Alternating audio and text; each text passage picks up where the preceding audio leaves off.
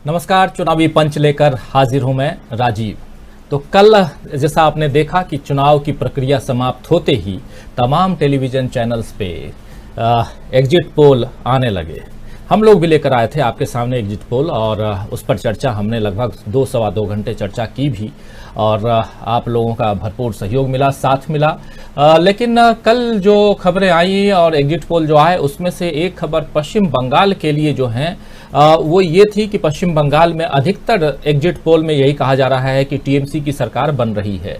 लेकिन दूसरी तरफ कई लोग ये कह रहे हैं कि ममता बनर्जी खुद अपना चुनाव हार रही हैं। ये हम नहीं कह रहे हैं, लेकिन तमाम एग्जिट पोल और तमाम विशेषज्ञ कह रहे हैं। तो आज ये चर्चा लाजमी है कि क्या ममता बनर्जी खुद अपना चुनाव हार रही हैं। तो दोस्तों इसी पर चर्चा करेंगे। इसके अलावा दो और मुद्दे हैं जिस पर चर्चा लाजमी है। एक मुद्दा ये है कि सुप्रीम कोर्ट जो है भारत का, उसने ये कहा है कि आप खासकर जो कोविड का जो समय चल रहा है, कोरोना का समय चल रहा है, उसमें अलग अलग तरह के निर्णय सरकारें ले रही हैं। उन निर्णयों पर एक गंभीर टिप्पणी की है सुप्रीम कोर्ट ने। और खासकर अगर आप लिखते हैं सोशल मीडिया पर, इंटरनेट पर, फेसबुक पर, ट्विटर पे, किसी भी जरिए या व्हाट्सएप पर, तो आप याद कीजिए कि योगी सरकार ने कहा था कि एफआईआर दर्ज करो। तो इसको लेकर के भी सुप्रीम कोर्ट की टिप्पणी काफ़ी गंभीर टिप्पणी है। और इसके अलावा वैक्सीनेशन को लेकर के भी चर्चा है कि वैक्सीनेशन आखिर जो ड्राइव चल रही थी, जो ड्राइव चलाने की बात हो रही थी 1 तारीख से, तो उस ड्राइव को लेकर के भी चर्चा है कि आखिर कल से वैक्सीनेशन 3rd फेज का जो वैक्सीनेशन है वो क्यों नहीं हो पा रहा है, उसमें क्या दिक्कत आ रही है। तो ये तमाम बातें हैं दोस्तों, इन सब पे चर्चा करेंगे। और इस पे चर्चा के लिए हमारे साथ पैनल मौजूद हमेशा की तरह आज भी मौजूद है और उन लोगों से आपका परिचय करवाऊंगा। लेकिन बात यही है, कल जैसा आपने देखा भी दोस्तों कि हम लगातार कह रहे थे और हमारा जो ओपिनियन पोल है उसमें माफ करें, हमारा जो एग्जिट पोल है उसके आधार पर हम लोग असम में कांग्रेस यानी जो यूपीए है, कांग्रेस गठबंधन, उसकी सरकार बनते हुए दिखा रहे हैं, जबकि टीएमसी की सरकार पश्चिम बंगाल में बनते हुए हम दिखा रहे हैं। इसी तरह कई चैनल्स एलडीएफ की सरकार केरल में बनते हुए दिखा रहे हैं, जबकि हमारा जो एग्जिट पोल है वो कह रहा है कि यूडीएफ की सरकार केरल में बन रही है। इसी तरह डीएमके जो है और कांग्रेस गठबंधन, उनकी सरकार तमिलनाडु में बन रही है, जबकि पुदुचेरी में एनडीए की सरकार बन रही है। तो इन 5 राज्यों के एग्जिट पोल हम आपके सामने रखे। अलग अलग चैनल्स के अलग अलग एग्जिट पोल हैं। एग्जिट पोल को एग्जिट पोल के हिसाब से लीजिए, लेकिन एग्जैक्ट पोल जो है यानी ओरिजिनल पोल, जो रिजल्ट है, ओरिजिनल रिजल्ट, वो तो 2 तारीख को आना है। और 2 तारीख को सुबह 6 बजे से, जैसा कि स्क्रीन पे आप देख भी रहे थे अभी, कि सुबह 6 बजे से परसों 2 तारीख को हम आपके सामने रहेंगे और इस पर चर्चा हम करेंगे कि आखिर क्या कुछ चल रहा है। हमारे साथ अगर जुड़ गए हैं तमाम हमारे साथी, तो स्क्रीन पे ले आइए। हमारे साथ वरिष्ठ पत्रकारों का पैनल तैयार है। 3 वरिष्ठ पत्रकार आप देख रहे हैं। प्रशांत टंडन जी हमारे साथ जुड़े हुए हैं। प्रशांत जी, आपका स्वागत करता हूं। हमारे साथ जुड़े हुए हैं अमलेंदु उपाध्याय जी। अमलेंदु जी, आपका भी स्वागत करता हूं। और हमारे साथ जुड़ी हुई हैं सरमित्रा सुरजन। सरमित्रा जी, आपका भी स्वागत करता हूं। तो तीनों पैनलिस्ट हमारे साथ हैं और चर्चा को दोस्तों हम आगे बढ़ाएंगे, लेकिन उससे पहले स्वागत आप सभी का करता हूं। आप सभी हमारे तमाम साथी, दोस्त, शुभचिंतक, दर्शक जो हमारे साथ जुड़ गए हैं, जुड़ने वाले हैं, आप सभी का भी इस कार्यक्रम में तहे दिल से स्वागत करता हूं दोस्तों। तो आप जैसा जानते हैं कि ये 2 वे प्लेटफॉर्म है, जहां आप भी अपनी बातें रखते हैं। कमेंट बॉक्स में आप कमेंट कीजिए और अपने विचार रखिए और हम भी अपने विचारों अपने पैनलिस्ट के साथ उससे आपको अवगत कराते हैं। तो सीधे प्रशांत जी आपके पास आना चाहूंगा। कल के एग्जिट पोल में अलग अलग खबरें आती रहीं और उसमें खासकर पश्चिम बंगाल को लेकर के मैक्सिमम एग्जिट पोल में हमने यही देखा कि वहां टीएमसी की सरकार बनती हुई दिखाई जा रही है, एग्जिट पोल में दिखा रहे हैं। लेकिन साथ साथ कई लोगों का, कई एग्जिट पोल्स और कई विशेषज्ञों का कहना है कि ममता बनर्जी खुद नंदीग्राम में अपना चुनाव हार रही हैं। ओवरऑल आपका क्या मत है और आपका क्या विश्लेषण होगा इस पे ओवरऑल, प्रशांत जी? जी, मैं तो पहली बात की, जो आपका जो एग्जिट पोल जो अभी आपने बताया, तो कमोबेश जो है मैं उससे काफी हद तक सहमत दिखता हूं। एग्जिट पोल की वजह से नहीं, पॉलिटिकल एनालिसिस की वजह से। और मेरा अनुभव पत्रकारिता का ये कहता है हमेशा कि एग्जिट पोल कई बार गलत होते हैं, लेकिन जो ग्राउंड पे पत्रकार जाते हैं वो नब्ज को पकड़ते हैं। हम लोग भी चुनाव में पत्रकारिता रिपोर्टिंग करके आए और हम लोगों ने देखा है कि फील्ड में तो दिखता है तो वो हमेशा सही होता है और एग्जिट पोल हमेशा गलत हो जाते हैं। अभी आप गूगल कर लीजिए कि दिल्ली के असेंबली इलेक्शन जो पिछले साल हुए उसमें क्या रहा एग्जिट पोल का नतीजा। तो एग्जिट पोल बीजेपी को 22 और 27 एमएलए बता रहे थे, कितने मिले? उतने ही मिले जितने लोकसभा में सीटें हैं उनकी। तो ये एग्जिट पोल हमेशा से सही आंकड़े नहीं दे पाते हैं। अब मैं नंदीग्राम की बात कर रहा हूँ। नंदीग्राम पे भी आप देखिए कि एक तो ममता बनर्जी ने रिस्क लिया, रिस्क ये लिया कि वो उन्होंने दूसरी किसी जगह से चुनाव नहीं लड़ा और नंदीग्राम उनकी पॉलिटिकल जर्नी का एक मील का पत्थर है। वहीं से वो राइटर्स बिल्डिंग में पहुंची हैं और उसकी पॉलिटिकल सिग्निफिकेंस है। एग्जिट पोल कुछ भी कह रहे हो। मेरी 2 बड़े पत्रकारों से बात हुई जो नंदीग्राम में वहां ममता बनर्जी कंस्टिट्यूंसी में 2 दिन रहकर आए और उन दोनों का मानना है कि वहां से शुभेंदु नहीं निकाल पाएंगे। अब बाकी तो जब नतीजे आएंगे 2 तारीख को दूध का दूध पानी का पानी हो जाएगा, लेकिन जो रिपोर्टर्स का फीडबैक है वो एग्जिट पोल से नहीं मेल खा रहा है। और एक आध एग्जिट पोल ने बताया भी है, जैसे एबीपी का एग्जिट पोल में देख रहा था तो उन्होंने नंदीग्राम में जीतता हुआ दिखाया है ममता को। तो ऐसा नहीं है कि वहां से ममता बनर्जी ने इतना बड़ा जो रिस्क लिया है वो कोई विफल हो जाएंगी। सर मित्रा जी आपके पास आना चाहूंगा, बिल्कुल लाइन से आप लोग हैं, उसी हिसाब से सवाल भी पूछ रहा हूं। स्क्रीन पे जैसे आप दिख रहे हैं उसी हिसाब से सवाल यही है कि क्या नंदीग्राम जैसी जगह जहां से जैसे अभी प्रशांत टंडन जी बता भी रहे हैं कि वो राइटर्स बिल्डिंग पहुंचने में नंदीग्राम का क्या योगदान ममता बनर्जी के लिए है, ये हम सब जानते हैं। जो भी पॉलिटिकल एनालिसिस करता है, जो भी राजनीति में भरोसा करता है, वो बहुत अच्छी तरह से जानता है कि ममता बनर्जी के लिए नंदीग्राम क्या है। और यही बात अभी प्रशांत टंडन जी भी बता रहे थे और साथ साथ उन्होंने जैसे बताया कि कुछ विशेषज्ञों से उन्होंने बातचीत की तो उनका भी कहना है कि नहीं, नंदीग्राम से ममता बनर्जी नहीं हार सकती हैं, शुभेंदु अधिकारी नहीं जीत सकते हैं। लेकिन पहली बात तो यह है कि आप भी अलग अलग विशेषज्ञों से बात करती रहती हैं, तो ये सवाल आपके लिए भी है कि क्या नंदीग्राम से ममता बनर्जी हार रही हैं? पहला सवाल ये। दूसरा सवाल ये कि अगर ममता बनर्जी हारती हैं तो क्या टीएमसी की सरकार बनेगी पश्चिम बंगाल में? जो एग्जिट पोल में दिखाए जा रहे हैं कि एक तरफ ममता बनर्जी की हार और दूसरी तरफ टीएमसी की सरकार, ये संभव है बिना ममता बनर्जी के? हालांकि अगर संसदीय तौर पे देखें, भारत के लोकतंत्र की जो एक अलग जो प्रणाली है उस हिसाब से देखें तो ये संभव है कि अगर वर्तमान मुख्यमंत्री चुनाव हार जाए और उसके बाद उनकी पार्टी जीत के आए, फिर से वो कहीं ना कहीं से जीत के आएंगी और सरकार मतलब 6 महीने में वो मुख्यमंत्री बन जाएंगी, 6 महीने में सदस्य बन जाएंगी विधानसभा की। लेकिन ओवरऑल ममता बनर्जी और उनकी पार्टी जो उसके इर्द गिर्द घूमती है, जैसे कि अगर लालू प्रसाद यादव रहें बिहार में और वो हार जाए और उनकी पार्टी जीत जाए, ये थोड़ा सुनने में ही अलग सा लगता है। वही हाल यहाँ टीएमसी का है। जैसे उत्तर प्रदेश चले तो उत्तर प्रदेश में हम कह सकते हैं पहले पुराने जमाने में इनका मुलायम सिंह यादव का, कि मुलायम सिंह यादव हार जाए और उनकी पार्टी जीत जाए। तो ये जो फर्क है इसको आप किस ढंग से देखती हैं?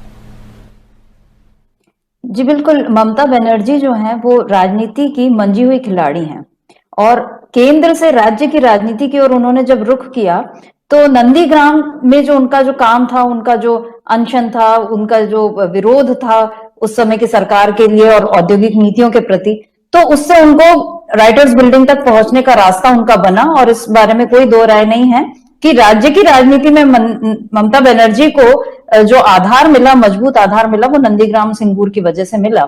और इस बार उन्होंने जिस तरीके से केवल नंदीग्राम से चुनाव लड़ने की घोषणा की, वो चाहती तो अपनी पुरानी सीट पर भवानीपुर पे भी जा सकती थी और या 2 सीटों से लड़ सकती थी और इस बात के अनुमान भी जताए जा रहे थे, लेकिन उन्होंने तमाम अंदेशों को विफल साबित करते हुए ये बिल्कुल दम ठोक कर कहा कि नहीं, मैं केवल यहीं से चुनाव लड़ूंगी, जबकि वो जानती थी कि यहाँ पर जिस शुभेंदु अधिकारी के खिलाफ वो लड़ने जा रही है, उस न केवल शुभेंदु अधिकारी बल्कि उस पूरे अधिकारी परिवार का जो है उस इलाके में अच्छा खासा दबदबा रहा है। और उन्होंने जानबूझकर एक कड़ी चुनौती जो है वो ली है, तो वो राजनीति में ये उन्होंने मतलब यूं ही कोई दांव नहीं चला है, इसके पीछे उनका मजबूत आधार रहा होगा, काफी सोच समझकर उन्होंने ये फैसला लिया है। और जहां तक हार या जीत की बात है, तो अब तो इसका कोई अनुमान जो है वो राजनीतिक ज्योतिष भी नहीं लगा सकते, क्योंकि जब से ईवीएम और बीजेपी के आने के बाद से जिस तरह के उलटफेर होने शुरू हो गए हैं, तो एग्जिट पोल कब सही साबित हो जाए, कब गलत साबित हो जाए, किस हिसाब से एग्जिट पोल आए, किस हिसाब से ओपिनियन पोल आए, मीडिया हाउसेस जो तमाम अलग अलग एजेंसियों के साथ ये सर्वे करते हैं वो किस आधार पर करते हैं और कैसा माहौल बनाते हैं, ये आप हम दोनों अच्छे से जानते हैं। तो बीजेपी एक तरह से माइंड गेम खेलती है। इस वक्त जो ममता बनर्जी के रणनीतिकार हैं प्रशांत किशोर, इन्होंने भी इस बात को कहा था कि बीजेपी जो है वो माइंड गेम अच्छे से खेलती है। और प्रशांत किशोर चूंकि पहले मोदी जी के रणनीतिकार रहे हैं, नीतीश कुमार के रणनीतिकार रहे हैं, तो वो जानते हैं कि वो किस तरह की चालें चलेंगे और उनका जवाब कैसे देना है। तो ममता बनर्जी ने प्रशांत किशोर पर भरोसा दिखाया और प्रशांत किशोर ये दावा कर रहे हैं कि ममता बनर्जी जीतेंगी, तो उनके इस दावे में जरूर कोई दम होगा। बात सही है कि 2 मई को ये पता चलेगा कि कौन हार रहा है, कौन जीत रहा है, लेकिन फिलहाल मुझे ये लगता है कि ममता बनर्जी जो है इतने आसानी से मैदान से हटने वाली नहीं है। और शुभेंदु अधिकारी ने जो घोषणा की थी कि मैं अगर हार गया तो मैं राजनीति छोड़ दूंगा, तो मुझे कम से कम ऐसा लगता है कि शायद उनको अपनी इस घोषणा पर खेद होगा। अमल नहीं करेंगे? मुझे अब ये उनके लिए मतलब एक बड़ी वो सांप छुछुंदर वाली बात हो जाएगी, क्योंकि अगर वो हारते हैं और जैसा कि अनुमान लग रहा है, मतलब जो एग्जिट पोल चाहे जो बोलते रहे, ग्राउंड रियलिटी कई बार अलग होती है और जो हम लोगों ने बातें की हैं, जो रिपोर्ट्स देखी हैं, उस आधार पे लग रहा है कि जनता जो है इतने आसानी से बीजेपी या पाला बदलकर बीजेपी में जाने वालों को कम से कम बंगाल की जनता इतने आसानी से स्वीकार नहीं करने वाली। और ममता बनर्जी का ये जो व्हील चेयर वाला एक वो था, ये इन तमाम बातों का काफी असर पड़ रहा है। और शुभेंदु अधिकारी को ये सोचना होगा कि उन्होंने ऐसा ऐलान क्यों किया, मुझे ऐसा लगता है कम से कम। जी अमलेंदु जी, सीधा आपके पास आना चाहूंगा। ममता बनर्जी को हालांकि कई तमाम साथी लिख रहे हैं, कई लोग लिख रहे हैं कि आप कोरोना पे बात क्यों नहीं कर रहे हैं। दोस्तों आपको बता दूं कि कोरोना का रोना इस देश में किस ढंग से हो रहा है ये सब आप देख रहे हैं।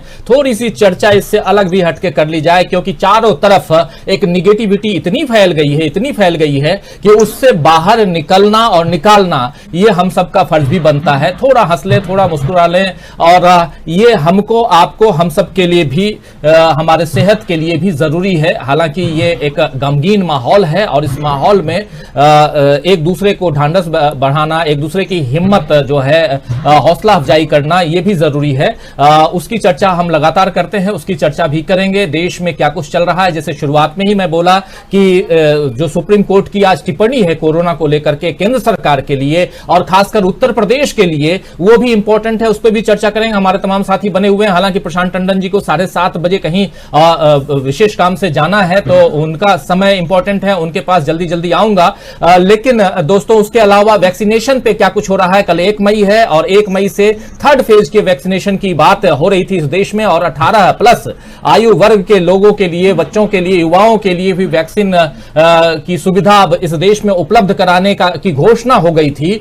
लेकिन उस पर क्या हो रहा है इस पर भी चर्चा करेंगे। क्या राज्य सरकारें इसके लिए तैयार हैं, इस पर भी चर्चा करेंगे। तो कोरोना को लेकर के और उसके अलावा अलग अलग शमशानों में, कब्रिस्तानों में क्या कुछ हाल है उस पर भी चर्चा करेंगे। तो बहुत सारी चर्चा होगी, लेकिन थोड़ा सा मुस्कुरा लें, थोड़ा इस गम से अपने आप को दूर करें, हमारे आपके सेहत के लिए ज्यादा जरूरी है। अब बस सीधे आऊंगा अमलेंदु जी आपके पास। अमलेंदु जी, अभी 44 दिन तक ममता बनर्जी व्हील चेयर पर रही, व्हील चेयर पर 44 दिन।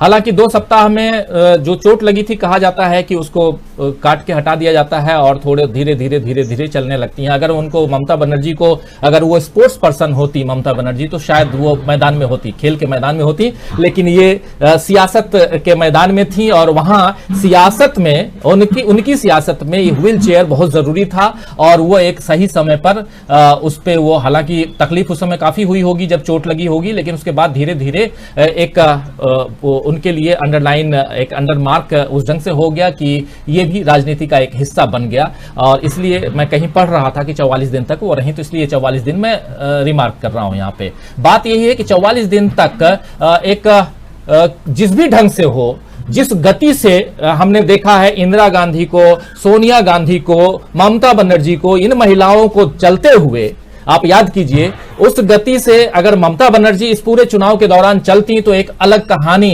दिखाई देती, क्योंकि पूरा का पूरा फोकस ममता बनर्जी के ऊपर था। लेकिन उनकी गति धीमी हो गई क्योंकि वो व्हील चेयर पर थी। सवाल यही है कि उनकी धीमी गति के कारण क्या वो चुनाव हारने की कगार पे आ गई हैं? व्हीलचेयर इसमें एक बड़ा योगदान हो सकता है, या व्हीलचेयर उनके लिए जीवनदान साबित हो सकता है कि वो जिस प्रकार दावे कर रही थी कि हम वहां सरकार बना रहे हैं, बीजेपी को ये व्हीलचेयर जो है उसके जो चक्के हैं, उन चक्कों के घनचक्कर में बीजेपी फंस गई। लेकिन निश्चित तौर पर बीजेपी जो है, मतलब पहले और दूसरे चरण तक जो है वो तो ममता बनर्जी के व्हील चेयर के चक्कों में फंसी गई थी निश्चित तौर पे। और आप देखिए कि 2 चरण जो शुरू के थे उसमें भारतीय जनता पार्टी के लोगों के मुंह से बोल नहीं फूट रहे थे कुल मिलाकर के। तो ये तो बात ठीक है कि मतलब दूसरा जहां तक है कि 44 दिन तक वो व्हील चेयर पर नहीं और 2 हफ्ते में हो जाता है।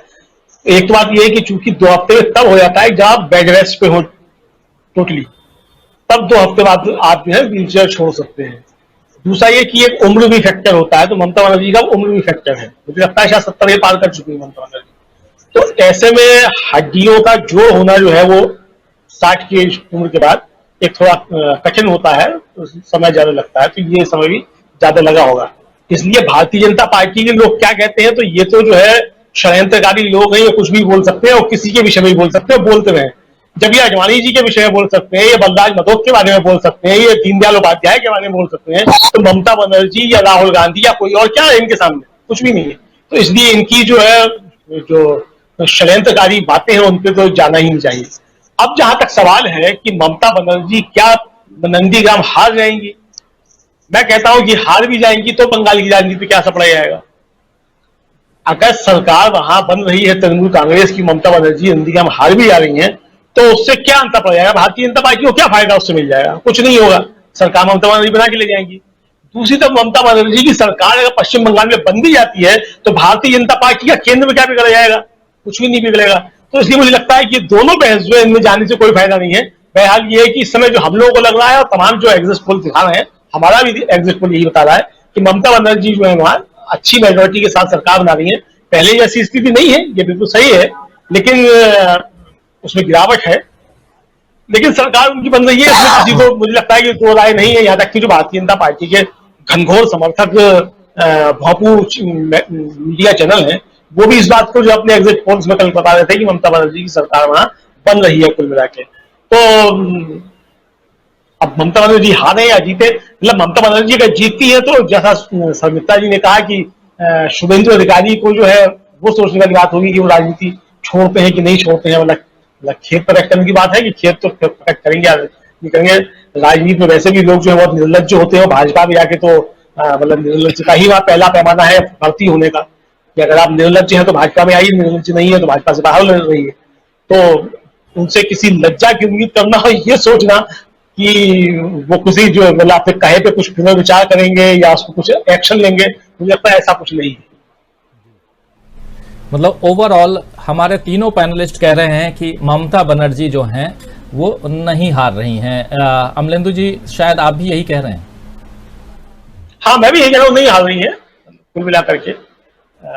हार भी नहीं रही है और हार भी जाती है तो भी इससे फायदा नहीं है। जी कुछ बोल रहे हैं? जी तो नहीं जी दोस्तों एक छोटा सा सर्वे देखिए, ये हमारे 3 पैनलिस्ट इनके बीच में ही हमने सर्वे कर लिया और इनका कहना है कि ममता बनर्जी, और जो मैं जब अपने विचार रख रहा था तो उसमें भी मैंने यही बात रखी कि आखिर ममता बनर्जी कैसे हार सकती हैं। ये वैसी बात हो जाएगी जैसे बिहार में लालू प्रसाद यादव हार जाए या उधर मुलायम सिंह यादव हार जाए, ऐसे कई जो नेता हैं वो हार जाए, या अगर आम आदमी पार्टी के नेता केजरीवाल हार जाए और बाकी लोग जीत जाएं, ये वैसी स्थिति हो जाएगी। टंडन जी सीधे आपके पास आना चाहूंगा, हालांकि आपके पास समय भी कम है। एक सवाल और लेना चाहता हूं और अब सीधा चलेंगे, हालांकि अभी बाद में थोड़ा सा दोस्तों और आऊंगा पश्चिम बंगाल की राजनीति पे, लेकिन चूंकि टंडन जी को जाना है इसलिए सवाल करना चाहूंगा मैं। कोरोना की जो महामारी है उससे संबंधित जो बातें और खासकर टिप्पणियां जो हो रही हैं कोर्ट के द्वारा, लगातार हम लोग देख रहे हैं कि टिप्पणियां आ रही हैं। आज भी कोर्ट ने और खासकर सुप्रीम कोर्ट ने बहुत अहम टिप्पणी की है और सुप्रीम कोर्ट ने केंद्र सरकार को फटकार लगाते हुए कहा है कि सोशल मीडिया पर ऑक्सीजन, बेड, वेंटिलेटर या अन्य स्वास्थ्य व्यवस्थाओं की शिकायत गलत नहीं है। अगर सोशल मीडिया पे आप लिख रहे हैं और कह रहे हैं कि ऐसी व्यवस्था नहीं है किसी हॉस्पिटल में, सरकार के बारे में या कहीं और लिख रहे हैं, तो यह गलत नहीं है, इसे दबाया नहीं जा सकता है। साथ ही सुप्रीम कोर्ट ने यह भी कहा है दोस्तों कि अगर इन तरह की शिकायतों को लेकर किसी भी तरह की प्रताड़ना होती है, अगर इन शिकायतों को आपने सोशल मीडिया पर जाहिर किया, आपने लिखा और इसको लेकर आपको कोई प्रताड़ित करता है, तो इसे कोर्ट की अवमानना माना जाएगा। ये एक बहुत बड़ा, अगर अंडरलाइन करें प्रशांत जी, तो ये बहुत बड़ी बात है और ये बात आज की तारीख में इसीलिए ज्यादा इंपॉर्टेंट है क्योंकि योगी सरकार ने ऐसा किया है पिछले दिनों, पिछले सप्ताह ही। आप ओवरऑल इस टिप्पणी को किस रूप में देखते हैं प्रशांत जी? देखिए, जुडिशरी का एक अपना संवैधानिक रोल है और ये बहुत खुशी की बात है कि पिछले कुछ दिनों से जुडिशरी, जिसकी बहुत आलोचना हो रही थी कि वो तमाम चीजों पे शांत हो जाती है या सरकार को ही एक तरीके से स्टैंप सरकार की नीतियों पे लगा रही है, वो जुडिशरी अचानक जाग गई है। और इसको केवल संयोगी मत मानिए कि ये चीफ जस्टिस बोबडे के रिटायर होने के बाद की जुडिशरी है जो कुछ अलग दिखाई दे रही है। तो देश की जनता को, दर्शकों को आपके ये भी समझना होगा कि चीफ जस्टिस कैसा हो देश का, वो भी तय करता है कि पूरी जुडिशरी किस तरीके से बिहेव करे। आज आप देखिए कि नागपुर, महाराष्ट्र में बॉम्बे हाई कोर्ट की नागपुर बेंच ने भी संज्ञान ले लिया है PIL का। यही जुडिशरी पिछले साल, किसी और की बात नहीं कर रहा हूं, मेरी अपनी PIL थी पिछले साल मार्च में, जिसमें ये मैंने आग्रह किया था कि सुप्रीम कोर्ट सरकार को आदेश दे कि स्कूल, कॉलेज, स्टेडियम, इनको हॉस्पिटल्स में कन्वर्ट किया जाए। मेरी उस पिटीशन को सुप्रीम कोर्ट ने जो है वो सरकार के पास एक रिप्रेजेंटेशन के तौर पर भेज दिया, कोई आदेश नहीं दिया उसमें। अगर वो तब लिया होता तो शायद कुछ राहत हमको मिलती। अब सुप्रीम कोर्ट ने जो कहा है, देखिए योगी सरकार की जो पिछले डिबेट में हम लोग बात कर रहे थे कि आप NSA लगा देंगे, कोई ऑक्सीजन की कमी मांग रहा है, कोई हॉस्पिटल अगर कह रहा है कि उसकी ऑक्सीजन खत्म होने वाली है और उसके 20 मरीज मर सकते हैं, उसको आप जेल में डाल देंगे। आज भी मैं एक बड़ा हृदय विदारक वीडियो देख रहा था एक लड़की का, जिसके पिता की मृत्यु हो गई और वो ललकार रही थी गुस्से में कि उसको गिरफ्तार करें आकर। तो और खुशी की बात है कुछ अस्पतालों ने, मेरठ के अस्पताल ने, गोमती नगर, लखनऊ के अस्पताल ने, कई अस्पतालों ने योगी के इस बात की परवाह नहीं की और उन्होंने ऑक्सीजन खत्म हो रही इसके अलर्ट दिए मीडिया में आके, क्योंकि उनके मरीजों की जान ज्यादा जरूरी है बजाय कि वो उनको धमकी दें और जेल में डालने के। तो सुप्रीम कोर्ट ने बहुत आज जो बात कही है कि वो संविधान के साथ खड़े हुए दिखाई दिए हैं और ये नागरिकों का अधिकार है। और किस तरीके से आप इतनी शताब्दी की सबसे बड़ी, पूरी मानवता जो है इतनी बड़ी त्रासदी झेल रही है और उसमें इतनी असंवेदनशील सरकार जो ऑक्सीजन की कमी मांगने को आप जेल में डाल देंगे किसी को। तो ये सुप्रीम कोर्ट ने बहुत अच्छा किया है और इसके अलावा जो सुप्रीम कोर्ट ने और जो बातें कही हैं वो भी बड़ी इंपॉर्टेंट है। देखिए, जैसे उन्होंने ये कहा कि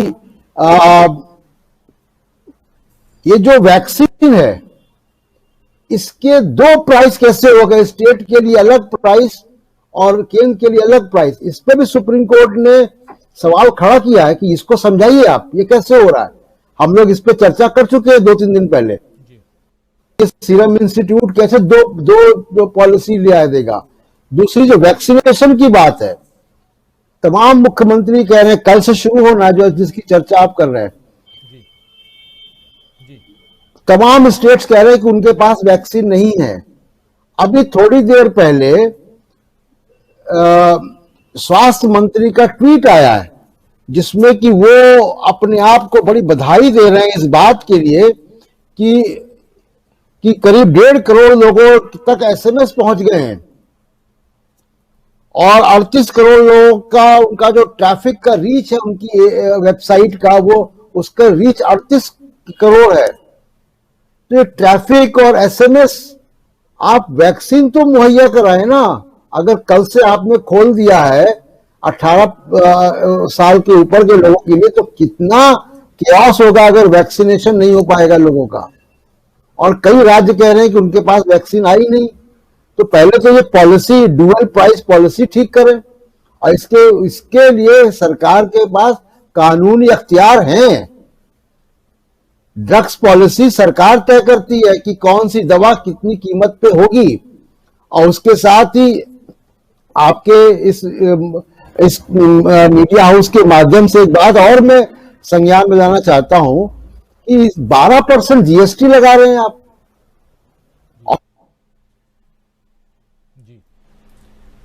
प्रशांत जी की आवाज अचानक चली गई है, आवाज नहीं आ रही है, लेकिन कनेक्शन में कुछ गड़बड़ी है प्रशांत जी के। लेकिन प्रशांत जी जैसे अपनी बात रख रहे थे और खासकर वैक्सीनेशन की बात, और दोस्तों आप जानते हैं कि उसके अलावा जो हम अभी चर्चा कर रहे थे कि सुप्रीम कोर्ट ने क्या कुछ कहा है, उस पर हम चर्चा कर रहे हैं। और सुप्रीम कोर्ट की ये टिप्पणी काफी अहम है, और खासकर जब आप हॉस्पिटल आपको नसीब नहीं हो पा रहा है, हॉस्पिटल में बेड्स अगर उपलब्ध नहीं है, ऑक्सीजन में कहीं दिक्कत है, और इसकी डिमांड के साथ अगर आप सोशल मीडिया पे लिखते हैं तो ये कोई अपराध नहीं है। हालांकि आप याद कीजिए कि पिछले हफ्ते ही किसी एक के ऊपर एफआईआर दर्ज करने का आदेश योगी सरकार ने दिया था। तो ये कितना वाजिब है, कितना जरूरी आदेश हो सकता है इस समय में, ये समझने की जरूरत थी। और यही बात को संज्ञान में लेते हुए, स्वतः संज्ञान में इस बात को लेते हुए सुप्रीम कोर्ट ने आज केंद्र सरकार को फटकार लगाई है। हालांकि उसके अलावा कोर्ट में, अलग अलग कोर्टों में, खासकर राजस्थान के कोर्ट में एक याचिका यह भी लगी हुई है कि एक ही देश में एक वैक्सीन के 2 दाम कैसे हो सकते हैं, और खासकर केंद्र के लिए अलग और राज्य सरकारों के लिए अलग। इस पर भी, और इस पर आज सुप्रीम कोर्ट ने भी कहा है। तो बहुत कुछ बातें हुई हैं, और इस दौरान हम एक बात और भी देख रहे हैं, सुप्रीम कोर्ट पे आएंगे, लेकिन उससे पहले अभी प्रशांत जी चले गए हैं, लेकिन हमारे साथ शर्मित्रा जी और अमलेंदु जी बने हुए हैं, और कुछ देर बाद हमारे साथी अजय सिंह जी भी जुड़ेंगे। तो दोस्तों आप हमारे साथ बने रहिए, चर्चा हम आगे बढ़ाते हैं। चर्चा एक ये है कि जैसे ही पश्चिम बंगाल में मतदान की प्रक्रिया कल खत्म हुई है, आज आंशिक लॉकडाउन की वहां घोषणा हो गई है। आंशिक लॉकडाउन में कुछ ऐसे सार्वजनिक जगह हैं, उन जगहों पे अब ये कहा जा रहा है कि वहां पाबंदियां होंगी। कुछ जैसे स्पा है, जिम है, और फिर कुछ बाजार के भी अलग अलग दिए गए हैं, समय दिए गए हैं। तो ये जो चीजें हैं, अब ये साफ दिखाई दे रहा है कि जैसे जैसे हम आगे बढ़ रहे हैं 2 तारीख की तरफ, परसों 2 तारीख है और परसों रिजल्ट आना है। रिजल्ट हमारे साथ आप देखिए, सुबह 6 बजे से हम आपके सामने रहेंगे। लेकिन शर्मित्रा जी, सवाल यही है कि देर आयद दुरुस्त आयद कहें या काफी देर हो गई साहब? नहीं, इसके लिए तो एक ही शब्द हो सकता है, नौटंकी। इसके अलावा मुझे और कुछ नहीं सूझ रहा है। मतलब जब आपने सारा आग लगा दी और उसके बाद आप बोल रहे हैं कि नहीं अब हम थोड़ा सा पानी का छिड़काव कर रहे हैं, तो उसमें आप किसकी जान बचाएंगे? बात यही है। पूरी आपने झोंक दिया लोगों को एक चुनावी उसमें, मतलब जिस चीज के लिए बहुत तरीके से वो चीज हो सकती थी, डिजिटली रैलियां हो सकती थी, हम लोग ने पहले भी इस बारे में बात की है, सारे प्रोटोकॉल का पालन हो सकता था। आज जो हम सुप्रीम कोर्ट की बात कर रहे हैं, तो आज कल इस मामले में सुप्रीम कोर्ट में भी मतलब ये होना है कि जो मद्रास हाई कोर्ट ने जो फटकार लगाई थी निर्वाचन आयोग को, उस पर निर्वाचन आयोग ने वो सुप्रीम कोर्ट का रुख किया और ये कह रहा है कि नहीं, ये नेताओं की गलती है और ये कि प्रोटोकॉल मतलब हमने तो बनाए लेकिन उन लोगों ने पालन नहीं किया। तो ये इस तरह से ये जिम्मेदारी टालने का वक्त नहीं है। वो जो एक पुराना वो शेर है कि कुर्सी है कोई जनाजा तो नहीं, अगर कुछ कर नहीं सकते तो उतर क्यों नहीं जाते। बात यही है, आपने पूरे 8 चरणों में आपने चुनाव करवाया, आपने जनता को एक तरह से झोंक दिया, वो तो अपने अधिकार का पालन करने जरूर आएगी, उसका जो हक है वो मतदान करने निकलेगी, वो रैलियों में भी जाएगी। और जैसा कि अभी हमारे एक साथी ने आपने जो कमेंट बताया था कि आप लोग कोरोना पे चर्चा क्यों नहीं कर रहे, आप लोग चुनाव पे चर्चा क्यों कर रहे हैं, तो उस बात का एक जवाब ये भी हो सकता है कि हमको इस वक्त चुनाव पे और राजनीति पे चर्चा करना जरूरी है, क्योंकि ये राजनीति ही है जिससे इस देश का भविष्य तय होता है और इस राजनीति के कारण ही देश जो है इस हाल में पहुंचा है। तो आज अगर जो पश्चिम बंगाल का जो हाल है, अब आप वहां आंशिक लॉकडाउन लगा रहे हैं, इसके बाद आप क्या साबित करना चाहते हैं? अब आधे से अधिक जनता तो वहां बीमार हो चुकी होगी, उसके बाद आप थोड़ा बहुत आंशिक लॉकडाउन का मतलब क्या होता है कि आपने वीकेंड पे वो कर दिया या नाइट कर्फ्यू लगा दिया या कुछ सार्वजनिक स्थल जो है वो बंद कर दिए, लेकिन उसके पहले तो आपने बड़े बड़े मैदान जो है रैली के लिए और ना मास्क के लोग आ रहे थे, और एक तर्क ये भी दिया जा रहा था कि वहां की जो गर्मी है उसमें मास्क पहनना लोगों के लिए संभव नहीं था क्योंकि उनको सांस घुटन हो रही थी। तो जब इस तरह का माहौल था, जाहिर था कि इस तरह से कोरोना जो है वो फैलेगा। 2 गज की दूरी और मास्क का वो लगाना, तमाम प्रोटोकॉल वहां पे फेल हो गए थे और हम नेता जो हैं इसमें सबसे आगे थे। लगातार मतलब इतना होने के बाद भी अमित शाह और नरेंद्र मोदी की रैलियों में कोई कमी नहीं दिख रही थी, उसके बाद वर्चुअली रैलियां वो लोग कर रहे थे। तो अब आंशिक लॉकडाउन लगाने को अंगी के सिवा कुछ नहीं कहा जा सकता। जी, तो इर्तिजा निशात की का ये शेर है कि कुर्सी है तुम्हारा, ये जनाजा तो नहीं है, कुछ कर नहीं सकते तो उतर क्यों नहीं जाते। यही अभी शर्मित्रा जी कह भी रही थी और ये बहुत ही वाजिब शेर है। और इस वक्त हमारे साथ जुड़ गए हैं हमारे panelist, one of the panelist, वरिष्ठ पत्रकार अजय सिंह जी। अजय जी, आपका स्वागत करता हूं। और दोस्तों, इससे पहले अजय जी से पहले प्रशांत टंडन जी हमारे साथ जुड़े हुए थे अचानक, लेकिन उनसे कनेक्शन जो है डिस्कनेक्ट हो गया और जैसा आपको पहले बताया था कि आधे घंटे वो रहेंगे हमारे साथ। लेकिन बहुत सारे साथी हमसे सवाल कर रहे हैं, अपने विचार रख रहे हैं, उनके विचारों को भी लेंगे। आप लोग अपने विचार लिखते रहिए और मैं लगातार देख रहा हूं आप लोगों के विचारों को अपने कंप्यूटर पे। लेकिन उसके अलावा दोस्तों, हम चर्चा जो कर रहे हैं, पहली चर्चा ये कि क्या ममता बनर्जी अपना चुनाव हार रही हैं। इस पे हमारे जो पुराने 3 पैनलिस्ट थे उनके विचार हमने लिए और तीनों पैनलिस्टों का कहना यही है कि ममता बनर्जी अपना चुनाव नहीं हार रही हैं। अजय सिंह जी क्या कहेंगे, उनके विचार भी लेंगे हम। लेकिन उसके अलावा इस वक्त जनाजा हम हर तरफ देख रहे हैं और दूसरी तरफ हम कुर्सी भी देख रहे हैं और कुर्सी की खातिर क्या कुछ हो रहा है ये भी देख रहे हैं। चारों तरफ इस स्थिति के लिए जिम्मेदार कौन है, ये सवाल तो पूछा ही जाएगा ना।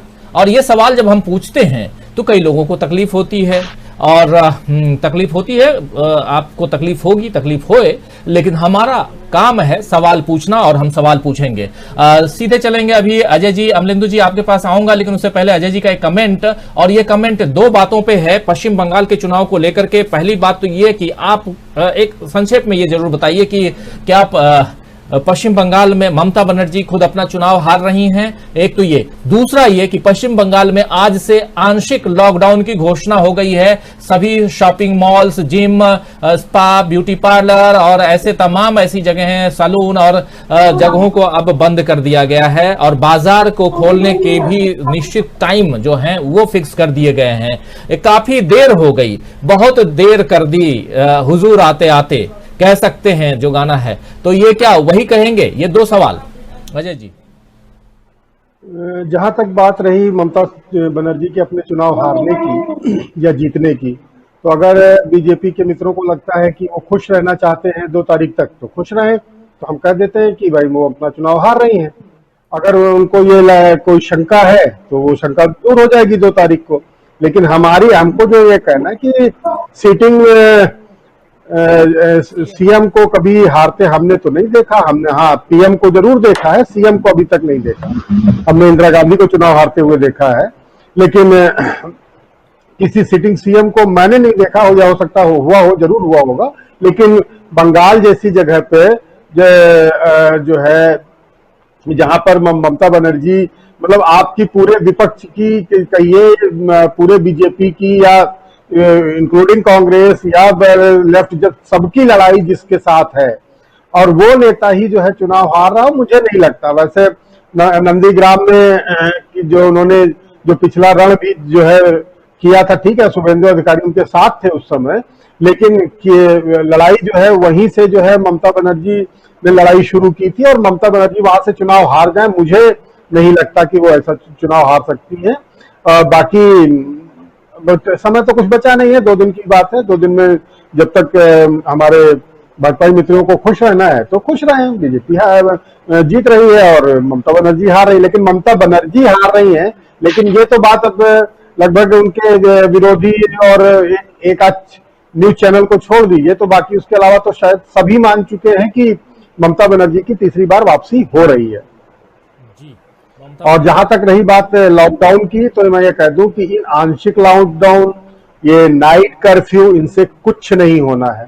आप भी देख रहे होंगे कि जब भी किसी को अभी कोविड हो रहा है और उसको जो आइसोलेशन की प्रक्रिया है वो खत्म करने कम से कम 14 दिन का समय चाहिए पूर्णतया, जिसको कहते हैं फुल लॉकडाउन के लिए। तो अगर जब फुल लॉकडाउन में 14 दिन का मिनिमम आपको टाइम चाहिए, तो ये नाइट कर्फ्यू और ये आंशिक लॉकडाउन, इन सब का कोई मतलब नहीं है। इससे आप कुछ भी बचत नहीं करते हैं। ये वो ऐसे ही होता है कि जब आप किसी शहर में ये सोचते हैं कि अगर मैंने फ्लाईओवर बना दिया तो देखिए क्या है कि ट्रैफिक बहुत स्मूथ हो गया। ऐसा जनरली होता नहीं है, क्योंकि जैसे ही आप फ्लाईओवर बनाते हैं उससे ज्यादा अनुपात बढ़ जाती है, उससे ज्यादा अनुपात में जो है एक तरह से मान के चलिए कि जो आपका वायरस बढ़ जाता है, तो वो वायरस उस फ्लाईओवर को क्रॉस करके उस दूसरे किनारे पर फिर जाकर इकट्ठा हो जाता है और वहां पर फिर जाम लग जाता है। तो ये जो आंशिक लॉकडाउन है, ये एक तरह से एक जाम को इस कोने से उठा के दूसरे कोने पे इकट्ठा कर देते हैं। इनसे कोई फायदा नहीं होने वाला है जी, इससे फायदा नहीं होने वाला। और आंशिक लॉकडाउन के अगेंस्ट है अजय जी, जैसा लगातार कह रहे हैं कि आंशिक की जगह पे आप पूर्ण लॉकडाउन लगाइए कीजिए, लेकिन वो भी कम से कम 2 हफ्ते। अमलेंदु जी कुछ बोल रहे हैं अजय जी? मैं कह रहा हूं वो कोई भी लॉकडाउन मिनिमम 2 का फुल लॉकडाउन, हर तरह से लॉकडाउन, तभी उसका कोई फायदा मिल सकता है। अदरवाइज बाकी इन सब चीजों का कोई मतलब नहीं है। जी, बाकी चीजों का कोई मतलब नहीं है। हमारे तमाम साथी कमेंट लिख रहे हैं, लेकिन इससे पहले एक कमेंट लेना चाहूंगा अमलेंदु जी, आपको बहुत देर से रोका हुआ हूं। अमलेंदु जी, सवाल यही है कि अब पश्चिम बंगाल में आंशिक लॉकडाउन अगले आदेश तक, उसमें ये नहीं है, और जो है उसमें आपको बता दे रहा हूं, उसमें ये कहा गया है कि जो आदेश जारी किया गया उसमें ये कहा गया कि shopping mall, restaurant, beauty parlour, gym, spa, swimming pool ये सारे बंद रहेंगे। इसके अलावा सामाजिक और सांस्कृतिक, शैक्षणिक और मनोरंजन संबंधी यानी सिनेमा घर सारे जो हैं ये कार्यक्रम में लोगों के जुटने पर पाबंदी होगी। और हालांकि बंगाल में कहा जा रहा है कि बाजार, व्यापारिक स्थल सुबह 7 बजे से 10 बजे तक और शाम को 3 बजे से लेकर के 5 बजे तक ये खुले रहेंगे। साथ ही घर पर आप सामान की आपूर्ति होगी, मतलब घर पे आप सामान मंगा सकते हैं। ये कहा गया अगले आदेश तक, लेकिन बहुत देर कर दी हुजूर आते आते, क्या कहेंगे? देखिए बिल्कुल बहुत देर कर दी। तो यहाँ मैं जोड़ दूं कि ये चीफ मिनिस्टर भी जो है तो चुनाव हारे हैं, और वो तो त्रिभुवन नारायण सिंह उत्तर प्रदेश के चीफ मिनिस्टर थे और उपचुनाव में चीफ मिनिस्टर रहते हुए आगे थे सन 71 में, जहां तक मुझे ध्यान पड़ता है, मेहता वैद्यनाथ से। तो मुख्यमंत्री हार नहीं सकता, ऐसा नहीं, मुख्यमंत्री भी हार सकता है। और जब शीला दीक्षित हारी थी तो मुख्यमंत्री ही थी कुल मिला करके। तो ये हार जीत तो ये हो सकती है, इसमें कोई मतलब दिक्कत नहीं है। और लोकतंत्र डेमोक्रेसी में हार जीत होनी भी चाहिए, किसी का भी दिमाग जो है वो खराब नहीं होना चाहिए डेमोक्रेसी में, पहली चीज। दूसरा, ये जो आंशिक लॉकडाउन जो है वो लगाया गया है, और मतलब इस आंशिक लॉकडाउन से मतलब क्या है? मतलब मैं एक वीडियो देख रहा था सोशल मीडिया पर, वायरल हो रहा था, औरंगाबाद के शायद किसी MP या MLA का था वो। अब वो सवाल कर रहे थे, भाई ये क्या कोरोना जो आपसे पूछ के आता है कि लॉकडाउन में जाके हमको हमला करना है, या सप्ताह के आखिर के दिन में जाके हमला करना, बाकी दिन जो है वो आपसे पूछ के घर में बैठा रहेगा, खामोश रहेगा। मतलब ये एक गायब ही की हद है एकदम से, कि जो कि सप्ताह के आखिर में लॉकडाउन कर देंगे उससे सब चीज की। भाई एक तो 2 दिन लॉकडाउन करने से कुछ भला नहीं होगा, दूसरा 2 दिन के बाद जब आप उस लॉकडाउन को खोलेंगे, अगर वो खुलेगा तो एकदम से लोग बाहर जो जब छूटेंगे तो वो एकदम से चीजें बाहर निकल कर आएंगी तो वो और ज्यादा फैलेगा। अभी जो पिछले दिनों हमारे यहाँ लॉकडाउन लगा उसको किस्तों में खोला गया, यही चिंता व्यक्त की जा रही थी और WHO बाबा यही कह रहा था कि भाई जिन देशों ने भी लॉकडाउन लगाए हैं लॉकडाउन से बाहर निकलने की कोई वैज्ञानिक प्रक्रिया अपनानी है कि नहीं अपनाई है, उसका सोचा है कि नहीं सोचा, वरना उसके परिणाम खराब होंगे। और हम ये देख रहे हैं कि मतलब जो लॉकडाउन हमारे यहाँ लगा था उसकी वजह से भी चीजें जो है वो खराब हुई है, क्योंकि एक तो लॉकडाउन मतलब इसलिए पहले तो ये समझने की आवश्यकता है, लॉकडाउन इसलिए है कि उस लॉकडाउन में आप लोगों को अपने घरों में रोकें, उस प्रसार को रोकें और इस बीच में उस प्रसार से निपटने की आप तैयारी करें। तो आपको तो भाई 14 दिन की बजाय या 21 दिन जो मोदी जी ने मांगे थे उसके लिए आप पूरा 1 साल भर मिला था। तो उस 1 साल भर के अंदर जब आपने तैयारियां नहीं की, आपने एक बेड नहीं बढ़ाया, आपने ऑक्सीजन का एक नया प्लांट नहीं लगाया, आपने ऑक्सीजन एक नया सिलेंडर नहीं खरीदा, आपने किसी नए पैरामेडिकल स्टाफ की भर्ती नहीं की, बल्कि जो सरकारी कर्मचारी थे आपने उनकी तनख्वाहें रोकी, उनके आपने भत्ते रोके, तो आप किस तरीके से इस कोरोना से लड़ाई लड़ने की बातें कर रहे हैं। तो ये कुल मिला के जो है, और फिर आपने पहले पश्चिम बंगाल को जो है आपने कोरोना के मुंह में झोंक दिया और आप नाटक कर रहे हैं कि उससे बाहर निकला जाएगा। तो ये जो जिस तरीके की चीजें, जिस तरीके की रणनीति ये भारतीय जनता पार्टी या कहिए जो सरकार या जिससे हमारा चुनाव आयोग जिसको भी आप कह लीजिए, जो भी सिस्टम है, अब तो सिस्टम की बात होती है क्योंकि अब तो सिस्टम जिम्मेदार है, इससे पहले तो सिस्टम जिम्मेदार होता नहीं था, अब सिस्टम जिम्मेदार होने लगा है। ये सिस्टम जो है ये बहुत नाकारा सिस्टम है। इस नाकारा सिस्टम को मुझे लगता है जैसे कहीं हाईकोर्ट से कहा कि हम टांग देंगे, तो इस सिस्टम को निश्चित तौर पर टांग देना चाहिए और लैंप पोस्ट पे जो है सरेआम इसको टांग देना चाहिए। तो मिलाकर की स्थिति ये है कि सिस्टम बहुत नाकारा हो गया है, सिस्टम ने देश की जनता को मौत के मुंह में धकेल। अमलेंदु जी आप भी आ गए सिस्टम पे, सही है, बिल्कुल सही दिशा में जा रहे हैं आप भी सिस्टम पे आ गए हैं। लेकिन सिस्टम ही जिम्मेदार है ना, तो कहा यही जा रहा है, अब कहा यही जा रहा है कि सिस्टम जिम्मेदार है, क्योंकि अब सिस्टम जिम्मेदार होता है। 70 साल तक सिस्टम जिम्मेदार नहीं होता था, अब सिस्टम जिम्मेदार होता है। उन 70 सालों में पिछले 7 साल भी शामिल है, तब भी सिस्टम जिम्मेदार नहीं था। जब सारी दुनिया में हम जो विश्वगुरु बन रहे थे तब भी सिस्टम जिम्मेदार नहीं था, अब सिस्टम जिम्मेदार है, तो सिस्टम को टांगना चाहिए। लेकिन 70 साल की जब भी बात आती है तो 70 साल तक कांग्रेस राज करे या ना करे इस देश में, लेकिन कांग्रेस ने 70 साल में देश बर्बाद कर दिया, ये बात जरूर होती है। और आज एक टिप्पणी सुप्रीम कोर्ट ने की है, हालांकि 70 साल में उनका कहना है कि पिछले 70 सालों में इस बात को मानना होगा, सुप्रीम कोर्ट का की टिप्पणी है दोस्तों, कि ये मानना होगा कि हाँ स्वास्थ्य सुविधाएं जितनी अच्छी होनी चाहिए थी पिछले 70 सालों में वो नहीं हुई हैं, लेकिन पिछले 7 साल में इस पर ध्यान देना चाहिए था, ये भी नहीं हुआ है, ये बात भी है। मेरा एक सवाल है सर्वमित्रा जी, आपके पास आऊंगा। सवाल ये है कि अब जबकि हर घर में या देखें तो हर दूसरा तीसरा आदमी कोरोना पॉजिटिव मिल रहा है, इस पूरे देश में अब एक अलग तरह की स्थिति है, ऐसे में क्या लॉकडाउन अब एक उपाय अभी भी वाजिब उपाय मान सकते हैं इसको, जिसपे जैसे अजय जी भी कह रहे थे कि कम से कम 14 दिन होना चाहिए और संपूर्ण लॉकडाउन होना चाहिए,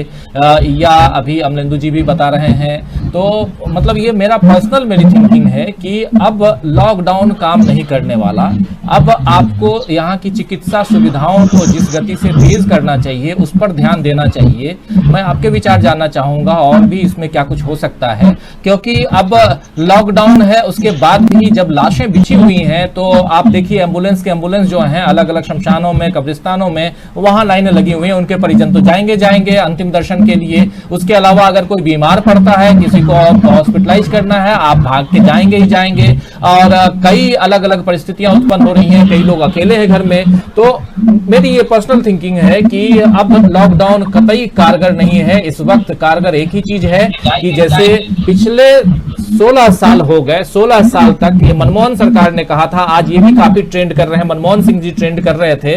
और वो आप याद कीजिए उस जमाने में जब देश में सुनामी का प्रकोप आया था, 2004 की बात है, तब इन्होंने विदेशी हेल्प लेने से, विदेशी सहायता लेने से मना कर दिया था मनमोहन सिंह की सरकार ने। और उस परंपरा को 2018 तक मोदी सरकार मानती आई। लेकिन अब बांग्लादेश से भी, पाकिस्तान से भी और तमाम अलग अलग देशों से, इतना ही नहीं चीन से भी ये मोदी सरकार अब मदद ले रही है। और तमाम कई देशों से, छोटे बड़े हर देश से मदद आ रही है। तो यहाँ पे मदद की दरकार है, आप मदद मांग रहे हैं, लेकिन साथ साथ जरूरत यह है कि लोगों को फर्स्ट एड जो चिकित्सा मुहैया होनी चाहिए, उसकी आखिर कौन सोचेगा। आप लॉकडाउन इसलिए करते हैं ना कि लॉकडाउन के समय में आप लोगों को घर में बैठाइए और व्यवस्था सुदृढ़ कीजिए। ये काम तो आप पिछले साल कर लिए थे, अब आप क्या कर रहे हैं? जी बिल्कुल, अगर लॉकडाउन ही इस समस्या का समाधान होता तो आज जो देश जो है वो इस कदर जल नहीं रहा होता, आज लाशों के ढेर हम नहीं देखते। पिछले साल मोदी जी ने काफी लंबा लॉकडाउन किया और ये बिल्कुल सही बात है कि कोरोना की चेन को तोड़ने के लिए ये जरूरी है कि लोग एक दूसरे के संपर्क में ना आए या ज्यादा मतलब एक्सपोज ना हो उनका, ये बिल्कुल सही बात है। लेकिन लॉकडाउन इसके लिए कोई समाधान नहीं है। लॉकडाउन की सुविधा जो है, या लॉकडाउन को केवल वही लोग अफोर्ड कर सकते हैं जिनके पास साल भर तक घर पे बैठकर आराम से खाने पीने की व्यवस्था है। अगर आप मजदूरों से कहें, अगर आप किसानों से कहें, अगर आप दिहाड़ी जो काम करते हैं उन लोगों से कहें कि आप पे लॉकडाउन थोपा जा रहा है, तो पहले आप उनके लिए ये व्यवस्था करिए कि आपको घर बैठे 2 वक्त का खाना, सारे इंतजाम, आपके दवाइयों के खर्चे, आपको सिलेंडर, आपको बच्चों की पढ़ाई का इंतजाम, ये तमाम चीजें आपके लिए एक जो मानवाधिकार जो होते हैं और एक वो जो मूलभूत अधिकार हैं एक सम्मान पूर्वक जीवन जीने के, वो चीजें अगर आप लोगों को मुहैया करा रहे हैं तब तो आप बिल्कुल इस लॉकडाउन को थोपिए लोगों पर। लेकिन अगर आपने ये नहीं अगर आप ये नहीं कर सकते, और जैसा कि हमने देखा है कि आप पिछले 1 साल में नहीं कर पाए, तो फिर इस लॉकडाउन का आज कोई मतलब नहीं रह जाता। मेरा ख्याल है कि मोदी जी भी अब इस बात को खुले तौर पर ना स्वीकार करें, लेकिन उन्होंने पिछले अपने संबोधन में जो कहा कि लॉकडाउन अंतिम विकल्प होना चाहिए, तो उसका शायद यही एक मतलब था कि हमने पिछले बार भूल की, जो देश को इस तरह से हमने झोंक दिया लॉकडाउन में, कोरोना के से न मरे आदमी लेकिन भूख से मर जाए, ये इंतजाम हमने कर लिया। और उस लॉकडाउन में वो अपने वाहवाही में लगे रहे और उसका नतीजा आज पूरा देश भुगत रहा है। उन्होंने न स्वास्थ्य सुविधाओं पर ध्यान दिया, न स्वास्थ्य कर्मियों को तैयार किया, उनको उनकी बेहतरी का ख्याल रखा, उन्होंने कुछ भी नहीं किया। एक शब्द में कहा जाए तो ये जो सिस्टम है और जिस सिस्टम को मोदी जी चला रहे हैं, ये पूरी तरह से नाकाम साबित हो चुका है। और इसके लिए अगर कोई नैतिकता की बात अगर करें, अगर किसी का जमीर जागता हो, अगर किसी को अंतरात्मा की आवाज सुनाई देती हो, मन की बात नहीं, अगर उसको अंतरात्मा की आवाज सुनाई देती हो, तो इस वक्त उनको, स्वास्थ्य मंत्री को, उनकी सरकार के कई मंत्रियों को अपना इस्तीफा खुद से बढ़कर सौंप देना चाहिए था कि ये हमारी गलती हुई कि हमने इस देश को इस हाल में लाकर खड़ा कर दिया। आप बहुत आत्मनिर्भर होने की बात करते थे, भारतवासी यही चाहता है और हर खुददार इंसान यही चाहता है कि पैरों पे खड़ा रहे, उसे कभी किसी की के रहमो करम पर न रहना पड़ा। लेकिन इस वक्त हम यही देख रहे हैं कि जिस चीन को आप बोलते रहते थे, जिस कि उसको हमने बता दिया, जिस पाकिस्तान को आप बोलते थे,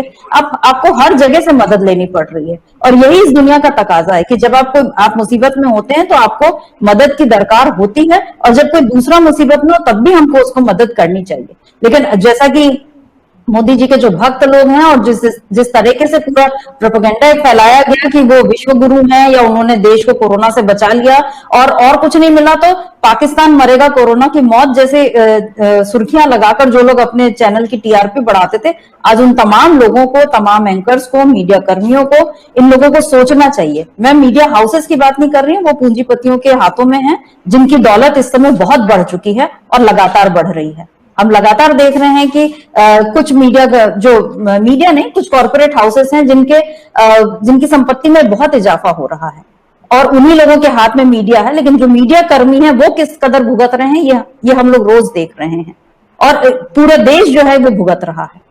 तो आज जो है मोदी सरकार के तमाम लोगों को, प्रधानमंत्री से लेकर लोगों को से बढ़कर अगर वो एक इस्तीफे की पेशकश करते कि नहीं, हम स्थिति को संभाल पाने में अक्षम रहे, हमने अनुमान हमारा गलत रहा, हम चीजों को नहीं संभाल पाए, आज हमारे कारण हर घर में एक मौत की खबर इस तरह से आ रही है जो दिल दहला देती है, हमारे कारण लाखों बच्चे जो हैं वो अनाथ हो रहे हैं, लाखों युवाओं के जीवन पर संकट आ गया है और इन सब के जिम्मेदार हम हैं, तो हम अपनी ओर से इस्तीफा पेश करते हैं। अगर वो ऐसा करते तो मेरा ख्याल है उनकी थोड़ी और वाहवाही हो जाती।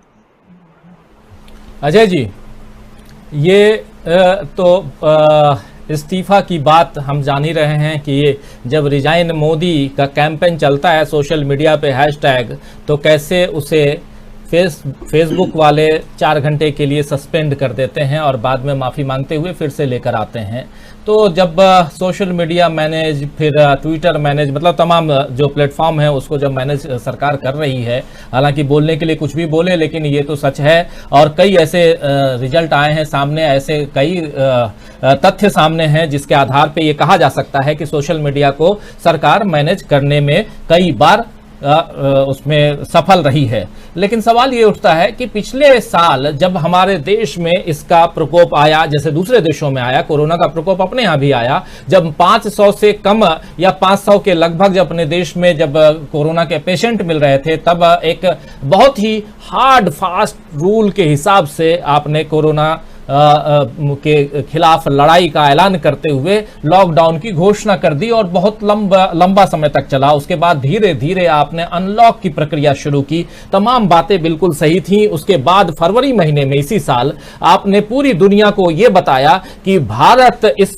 महामारी से बिल्कुल बाहर आ गया है और भारत ने दुनिया को दिखा दिया है कि हमने क्या किया है। हमने वैक्सीन भी भेजना शुरू किया, 8.5 करोड़ से ज्यादा वैक्सीन हम दुनिया को भेज चुके, अलग अलग देशों को तमाम वाहवाही लिए। विश्व गुरु बनने की तरफ आपका जो कदम था वो एक कदम और आगे बढ़ा, आप तमाम बातें कहते रहे, लेकिन एक झोंका ऐसा आया कि आज आप भारत, वो तो छोड़ दीजिए, अभी कुछ दिन पहले, 6 महीना पहले तक आप जिस चीन को कोसते थे उस चीन से भी मदद ले रहे हैं, आप बांग्लादेश से मदद ले रहे हैं, आप पाकिस्तान से मदद ले रहे हैं, पाकिस्तान के ऊपर के रास्ते को आप यूज कर रहे हैं और उसकी वाहवाही यूएन कर रहा है, यूरोप से मदद ले रहे हैं, अमेरिका से मदद ले रहे हैं, अफ्रीकन कंट्रीज से मदद ले रहे हैं, कहां से मदद नहीं ले रहे हैं, आज पूरी दुनिया से आप मदद ले रहे हैं। लेकिन इसी बीच जो अभी थोड़ी देर पहले मैं कह रहा था कि 16 साल के इतिहास को भी आपने तोड़ डाला, जब आपने कहा था कि भारत अब आत्मनिर्भर हो चुका है। ये आपने नहीं कहा था, यानी कि अभी वर्तमान सरकार जो पिछले 6.5-7 साल से है,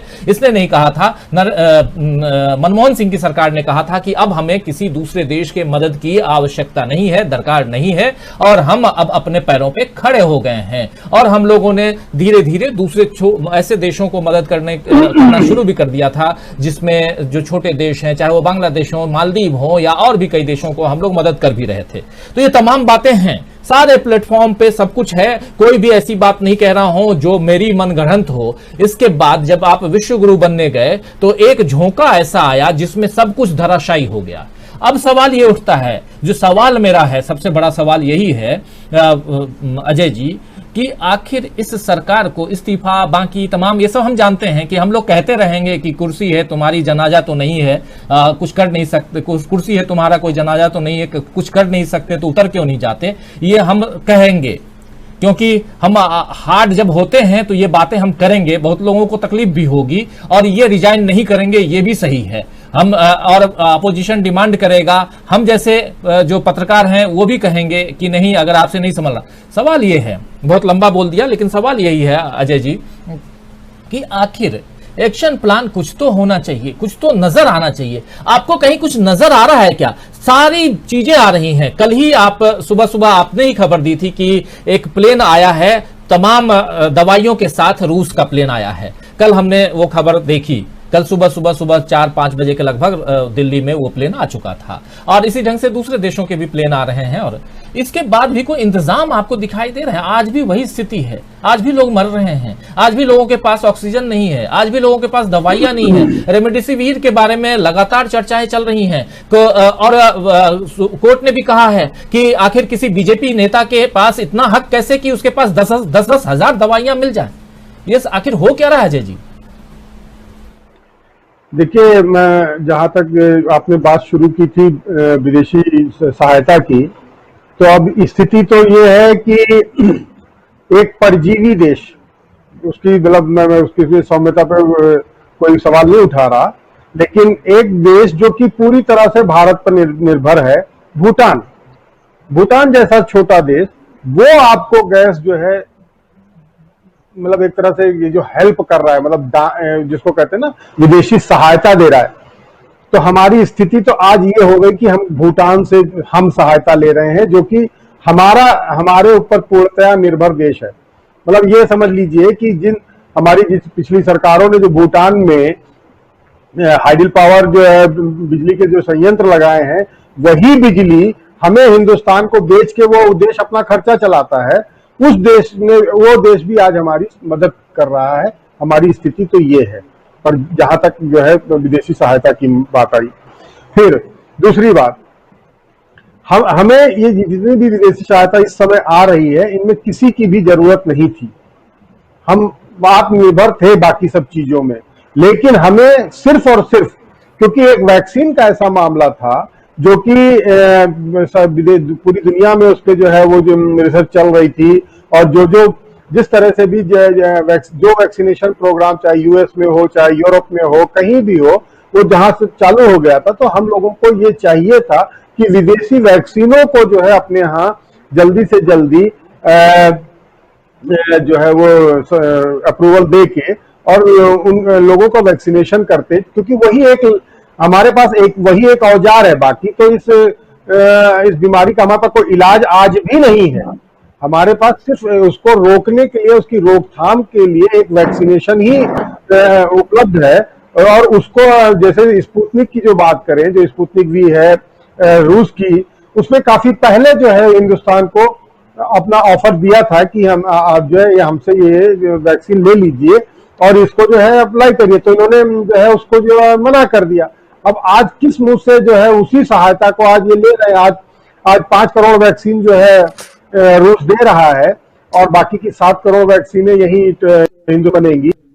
तो अब ये आपने करीब मतलब गिरी से गिरी हालत में करीब 1.5 महीने का समय इसमें ही बर्बाद कर दिया। और ये तो चलिए विदेशी वैक्सीन की बात रही, जहां तक देशी की बात है, आपने अप्रूवल देने के बाद, इमरजेंसी अप्रूवल देने के बाद अपनी ही वैक्सीनों के दाम को लेके 15 दिन तक नेगोशिएट करते रहे।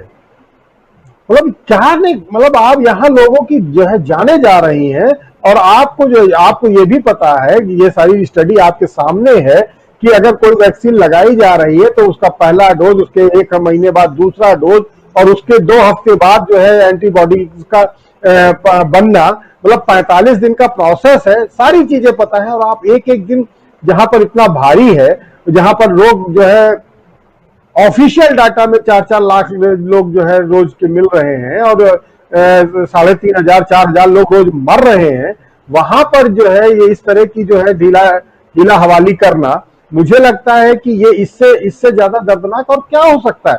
भाई हम आप हैं, हमारी लिमिटेड सोर्सेज हैं, हमारे पास लिमिटेड एक्सपर्ट है, आपके पास पूरी टीम है, पूरा जो है एक एक चीज के लिए एक मंत्रालय है जिसमें सैकड़ों अधिकारी है, IAS IPS PCS, ये सब क्या इनके लोगों का दिमाग है, वो सब आप कहां यूज कर रहे हो? सिर्फ और सिर्फ अपनी इमेज चिमकाने में, सिर्फ और सिर्फ जो है राज्यों की सरकार गिराकर अपनी सरकार बनाने में, सिर्फ और सिर्फ जो है जनता का वोट खरीदने में।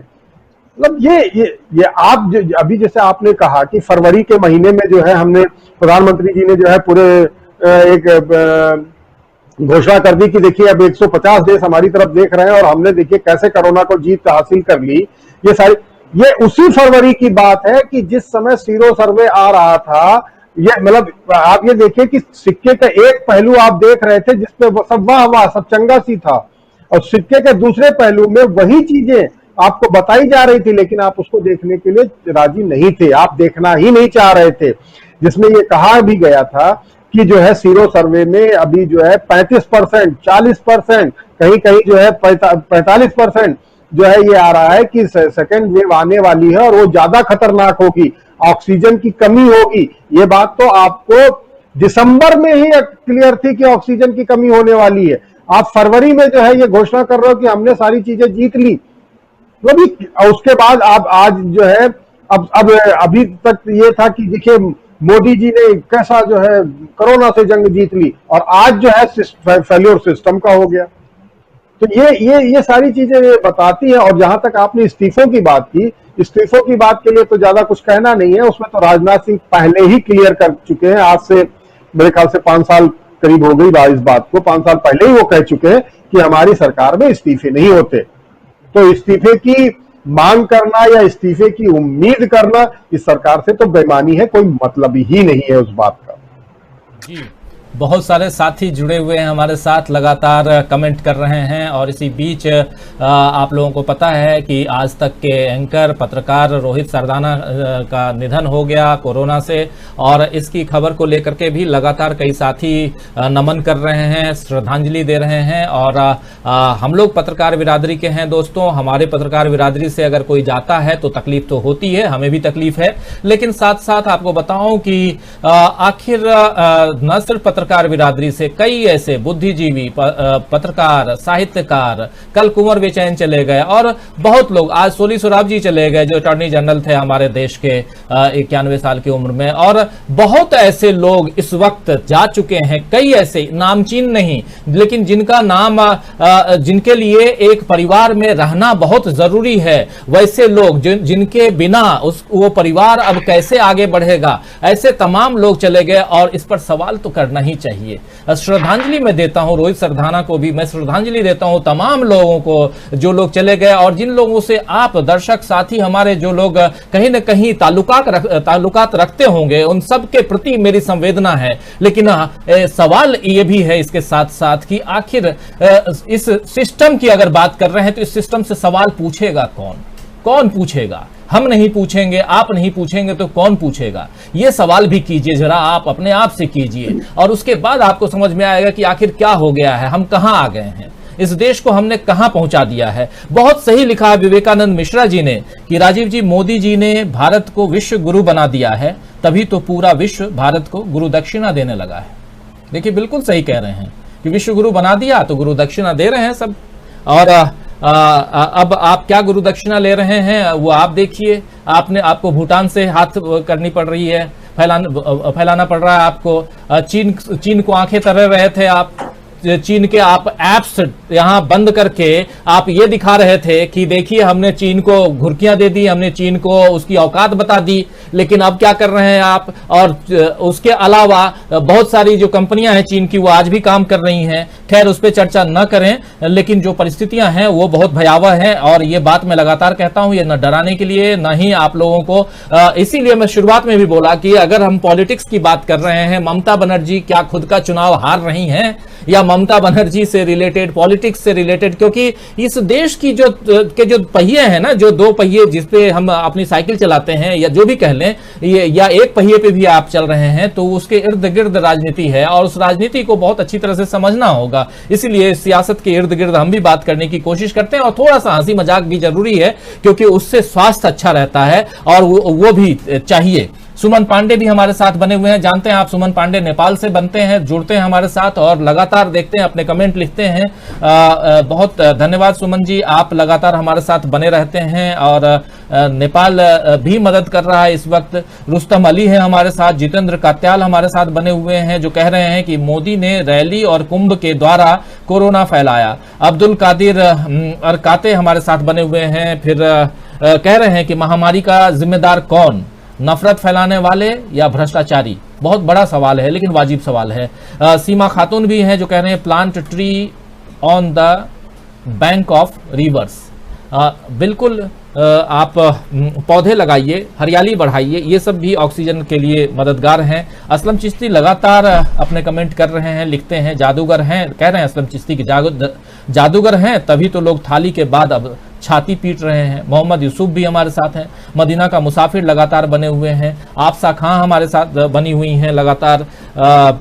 और आपको दोस्तों एक बात और बता दूं, हमारे पैनलिस्टों में आपको याद होगा जयशंकर गुप्त, वो पिछले 30 दिन कोरोना पीड़ित रहे, अब निगेटिव आए हैं और 2 तारीख से हमारे पैनल में बैठेंगे। भारत शर्मा कोरोना पॉजिटिव हो गए। अभी अमलेंदु उपाध्याय जी जो देख रहे हैं, ये भी पॉजिटिव हैं, और अपने घर से बैठे रहते हैं और आपकी सेवाएं दे रहे हैं। मैं आपको बता रहा हूं कि इर्द गिर्द हम लोग भी हैं जो कहीं ना कहीं शेष नारायण सिंह हमारे पॉलिटिकल एडिटर, वो भी आज ही खबर मिली कि वो भी पॉजिटिव हैं। पुष्परंजन वो भी पॉजिटिव हैं। इतने इर्द गिर्द तो हमारे इर्द गिर्द हैं।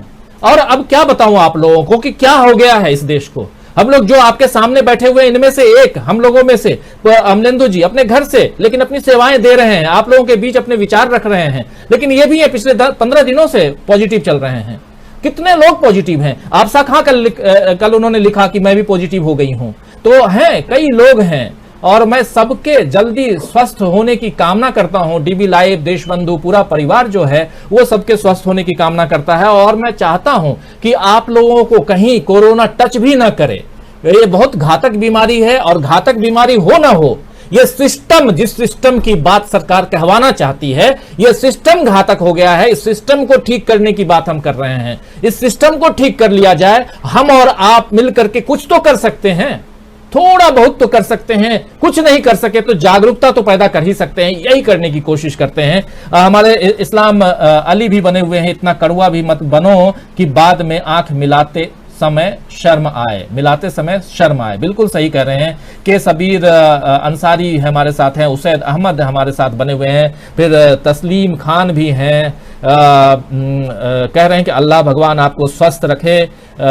उसके अलावा देखिए बहुत सारे साथी लगातार लिख रहे हैं। मिस्टर एसबी क्लासेस लिख रहे हैं कि विदेशों को एहसान तले दबाओ, देशवासियों को डंडे से दबाओ, फेंकू के राज करने का तरीका यही है। फिर एसके शहीद हमारे साथ, एसके शहीद गनी हमारे साथ बने हुए हैं। इकोसिस्टम डाइवर्सी हमारे साथ बने हुए हैं। फिर उसके अलावा जियाउर रहमान हमारे साथ बने हुए हैं। संगत हमारे साथ हैं। इस्लाम कह रहे हैं कि राजीव जी खुदा आपकी हिफाजत फरमाए। बिल्कुल आप सबकी हिफाजत खुदा फरमाए, भगवान आप लोगों को स्वस्थ रखे, यही कामना है। और ये समय बहुत खराब है। गणेश सपकोता है जो कह रहे हैं विश्व गुरु क्या डूबता हुआ या उदयमान, मोदी जी बताएं। तो ये भी है, बहुत सारी बातें लोग लगातार लिख रहे हैं। उपाध्याय जी अमलेंदु जी की लंबी उम्र की कामना कर रहे हैं, असलम चिश्ती, और बहुत बहुत शुभकामनाएं दे रहे हैं कि आप जल्दी स्वस्थ हों अमलेंदु जी। और हमारे तमाम, आपको बता रहा हूं, शेष नारायण सिंह, पुष्परंजन, जयशंकर गुप्त, भारत शर्मा, 4 पैनलिस्ट हमारे अभी पॉजिटिव हैं और जो लगातार मतलब नहीं आ पा रहे हैं हमारे पैनल पे, इन लोगों को मैं वही सब ठीक है, स्वस्थ मतलब अंडर कंट्रोल हैं और अपने अपने उस पे हैं। मेहदी मलिक हैं जो कह रहे हैं मैं ऊपर वाले से दुआ करता हूं कि डीबी लाइव के सभी पत्रकार बंधु ठीक ठाक रहे हैं। बिल्कुल सही, आपको बहुत धन्यवाद। और डैडी वो कह रहे हैं कि poor infrastructure made by Congress for 70 years bye looting country. हो सकता है आप कह रहे हैं इसीलिए तो मोदी जी को लेके आए थे डैडी ओ जी, इसलिए तो कांग्रेस को लेके आए थे। लेकिन 7 साल में बीजेपी की सरकार ने क्या किया, ये भी जरा सोचिए। आज कांग्रेस नहीं है, आज आप कांग्रेस का नाम लेकर के क्या करेंगे? कहां कांग्रेस है? आपने तो खत्म कर दिया। मोदी जी ने कहा था ना कि कांग्रेस मुक्त भारत बनाओ, कांग्रेस मुक्त भारत तो बना दिया उन्होंने, लेकिन कोरोना मुक्त नहीं कर पाए। ये भी तो सोचो, ये सोचिए। आपके कमेंट जरूर लेता हूं और अच्छा लगता है कि आप मुझे देखते हैं। आप मेरा पूरा विरोध करते हैं फिर भी देखते हैं। आप हैं, मदन लाल हैं, ऐसे तमाम साथी हैं और आप सबका मैं इस कार्यक्रम में दोस्तों स्वागत करता हूं। आप अपने कमेंट लिखिए, मुझे बिल्कुल बुरा नहीं लगता, अच्छा लगता है कि आप कमेंट भी लिखते हैं, आप मुझे सुनते हैं, देखते हैं, अपने विचार रखते हैं और हमारे विचारों से भी आप अवगत होते हैं, ये बहुत अच्छी बात है। देवेंद्र चटर्जी हैं, आप सब स्वस्थ रहें कह रहे हैं। असलम चिश्ती कह रहे हैं कि नफरत की सजा मौत ही होती है और वह देश को मिल रही है। भारत मूर्खता और अंधभक्ति में आज विश्व गुरु है। संगत का कहना अपना ख्याल रखें। राजीव सर बिल्कुल हम ख्याल रख रहे हैं। इरफान खान कह रहे हैं कि ईश्वर सभी लोगों को यथाशीघ्र ही स्वस्थ करें। बिल्कुल। एबी अख्तर भी हैं जो कह रहे हैं सर 170 प्लस होगा, हम बंगाल से हैं। एबी अख्तर का कहना है कि जो टीएमसी को 170 प्लस सीटें आएंगी। तो दोस्तों बहुत सारी बातें, बीमारी और इधर उधर कोरोना, इन सब की बातें हो गई। चलिए थोड़ी सी अच्छी बातें कर लेते हैं। और अच्छी बातों में ये कि कल जिन लोगों ने हमारे एग्जिट पोल को नहीं देखा है उनको मैं बता दूं कि असम में हमारे एग्जिट पोल के हिसाब से कांग्रेस की सरकार बन रही है।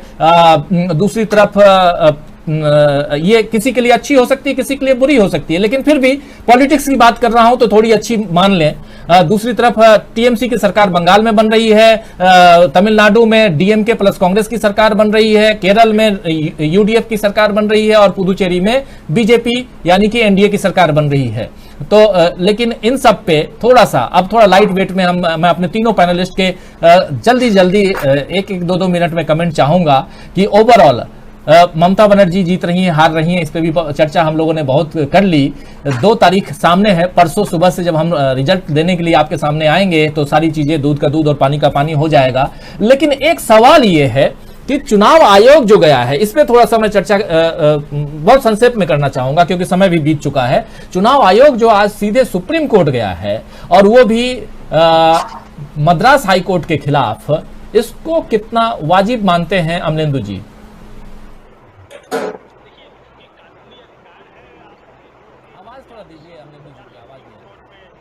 अपील कर सकते हैं तो गया है, तो कानूनी रूप से तो कुछ भी गलत नहीं है, लेकिन नैतिक रूप से बिल्कुल गलत है, क्योंकि चुनाव आयोग जो है पूरी तरीके से दोषी है। मुझे नहीं लगता कि सुप्रीम कोर्ट से भी है कोई राहत मिलने वाली है। कुल मिलाकर के जो स्थिति है वो मुझे लगता है, तो ये चुनाव आयोग जो है, जो कि हम लोग लगातार कहते रहे हैं और अब सारा देश कह रहा है, मतलब मैं ही नहीं कह रहा हूँ, सारा देश का चुनाव आयोग भारतीय जनता पार्टी का स्वयंसेवक बन के काम कर रहा है।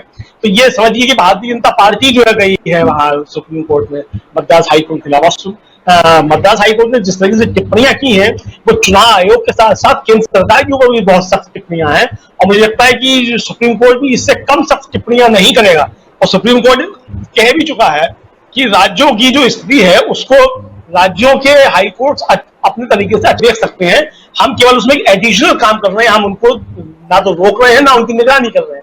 तो जाहिर सी बात है कि सुप्रीम कोर्ट पहले कह चुका है कि हम ना उनको रोक रहे हैं ना निगरानी कर रहे हैं, तो चुनाव आयोग को इसके लिए वहां जाना ही नहीं चाहिए था। बाकी एक चीज में और ऐड कर दूं अजय जी की जो पिछली बात थी उसमें, कि रूस जो है वो स्पुतनिक की आपको था बार ऑफर करता था, आप उसको मना कर रहे थे, लेकिन राजनाथ सिंह इसी कोरोना काल में जब सारी दुनिया के चक्के जाम थे तब राजनाथ सिंह के शायद 2 या 3 दौरे जो है वो हथियारों की खरीद फरोख्त के लिए जैसे रूस के लिए हुए, लेकिन आप वैक्सीन की खरीद की बातचीत करने के लिए आप नहीं जा सकते। आपकी प्रायोरिटी जो है वो देश की सुरक्षा नहीं है, आपकी प्रायोरिटी जो है वो हथियारों की कमीशन है, निश्चित तौर पर जिसके आरोप लगते रहे हैं। देश को जवाब चाहिए कि देश का रक्षा मंत्री, सरकार का नुमाइंदा रूस के साथ वैक्सीन की बात करने क्यों नहीं गया, हथियारों की बात करने के लिए क्यों गया, इस तरह आवश्यकता पहले किस चीज की थी, ये देश जानना चाहता है। अजय जी कुछ बोल रहे हैं?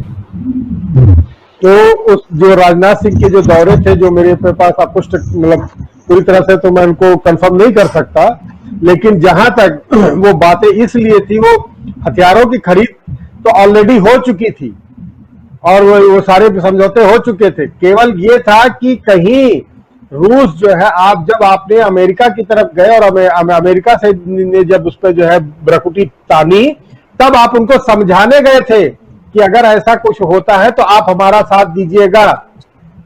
और ये जो बाद में जो है इस तरह से जो है दिखाया जा रहा है कि देखिए हमने तो जो है अमेरिका के दबाव में जो है रूस की जो है डील रद्द नहीं की, आपने जाके वहां गिड़गिड़ाए कि अगर ऐसा कुछ होगा तो हमको अगर ये डील रद्द करनी पड़ेगी तो आप जो है कोई और एक्शन नहीं लीजिएगा।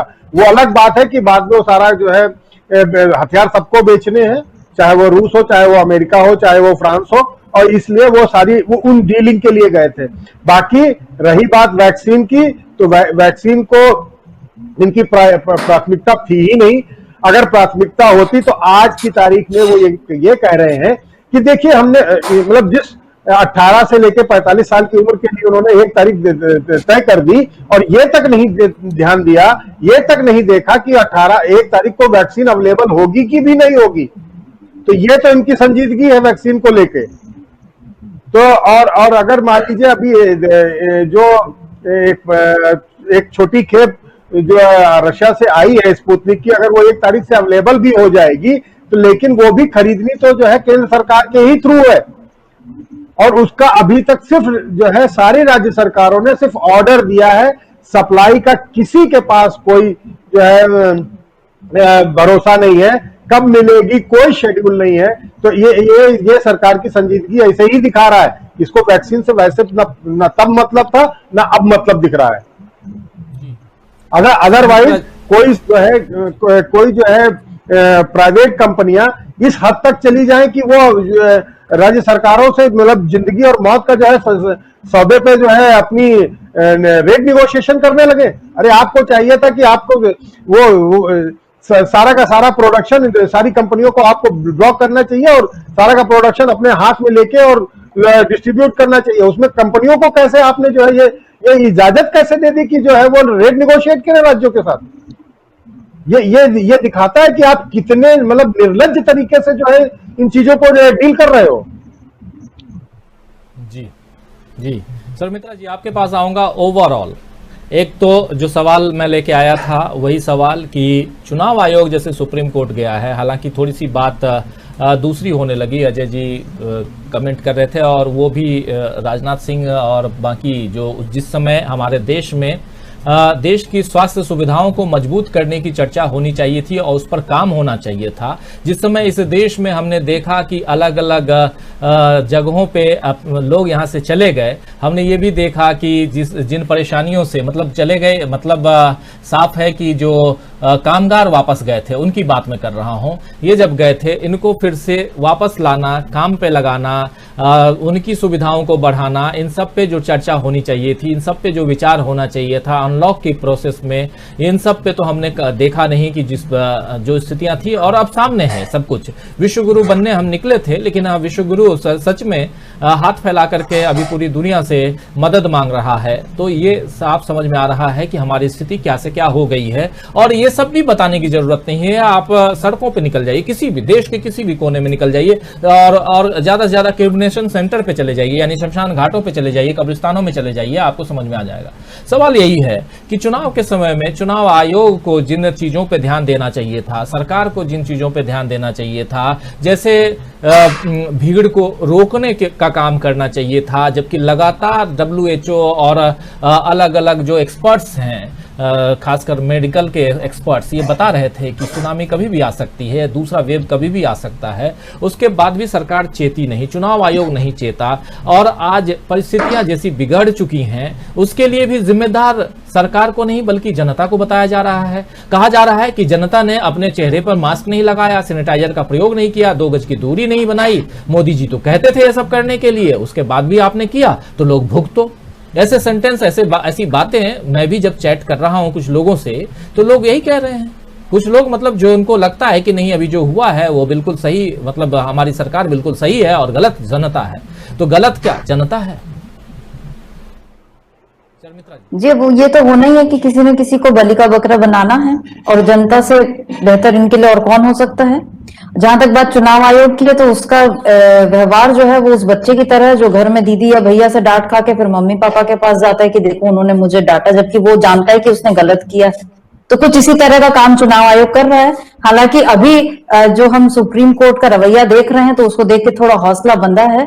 जस्टिस चंद्रचूड़ जैसे लोगों को देखकर ये उम्मीद जागी है कि वो जो है अब सिस्टम को सुधारने की, यानी जो न्याय व्यवस्था है उसमें लोगों का भरोसा जगाएंगे फिर से। तो आयोग को वहां भी मेरा ख्याल यही सुनने मिलेगा कि जिम्मेदारी आपकी थी और आपको निभाना चाहिए। और लेकिन चुनाव आयोग है या मोदी सरकार है, दोनों एक ही सिक्के के 2 पहलू जैसे हो गए हैं। और मोदी सरकार के लिए भी जो सवाल है वो प्राथमिकताओं का जो है, तो उसकी प्राथमिकता तो हमेशा से सत्ता रही है, भाजपा की प्राथमिकता, और यही उसने दिखाया है पूरे पिछले 1 साल में, पूरे चुनावों के दौरान उसने अपनी जो प्राथमिकता है उसको खुलकर जाहिर किया। और अभी एक वो खबर बहुत चर्चित नहीं हुई और मैंने कहीं ट्विटर पे देखा था, इसलिए मैं बहुत कंफर्म नहीं कर सकती हूँ कि पीएमओ से एक लेटर जारी हुआ है तमाम मंत्रालयों में या अधिकारियों के बीच की अभी ये जो अब अपनी 7वीं वर्षगांठ जो मनाएंगे अपनी सत्ता के ने, इस बार इस दूसरे कार्यकाल के भी 2 साल होने जा रहे हैं। तो उस पर ये कि 2-2 पन्ने का इनकी मोदी सरकार की उपलब्धियों का जिक्र करते हुए उसको प्रचार किया जाए। तो अभी हम हो सकता है निकट भविष्य में हम ये देखें कि एक और देश के सैकड़ों घरों में, लाखों घरों में मातम पसरा होगा और दूसरी ओर मोदी सरकार जो है वो अपनी एक और वर्षगांठ का जश्न मना रही होगी।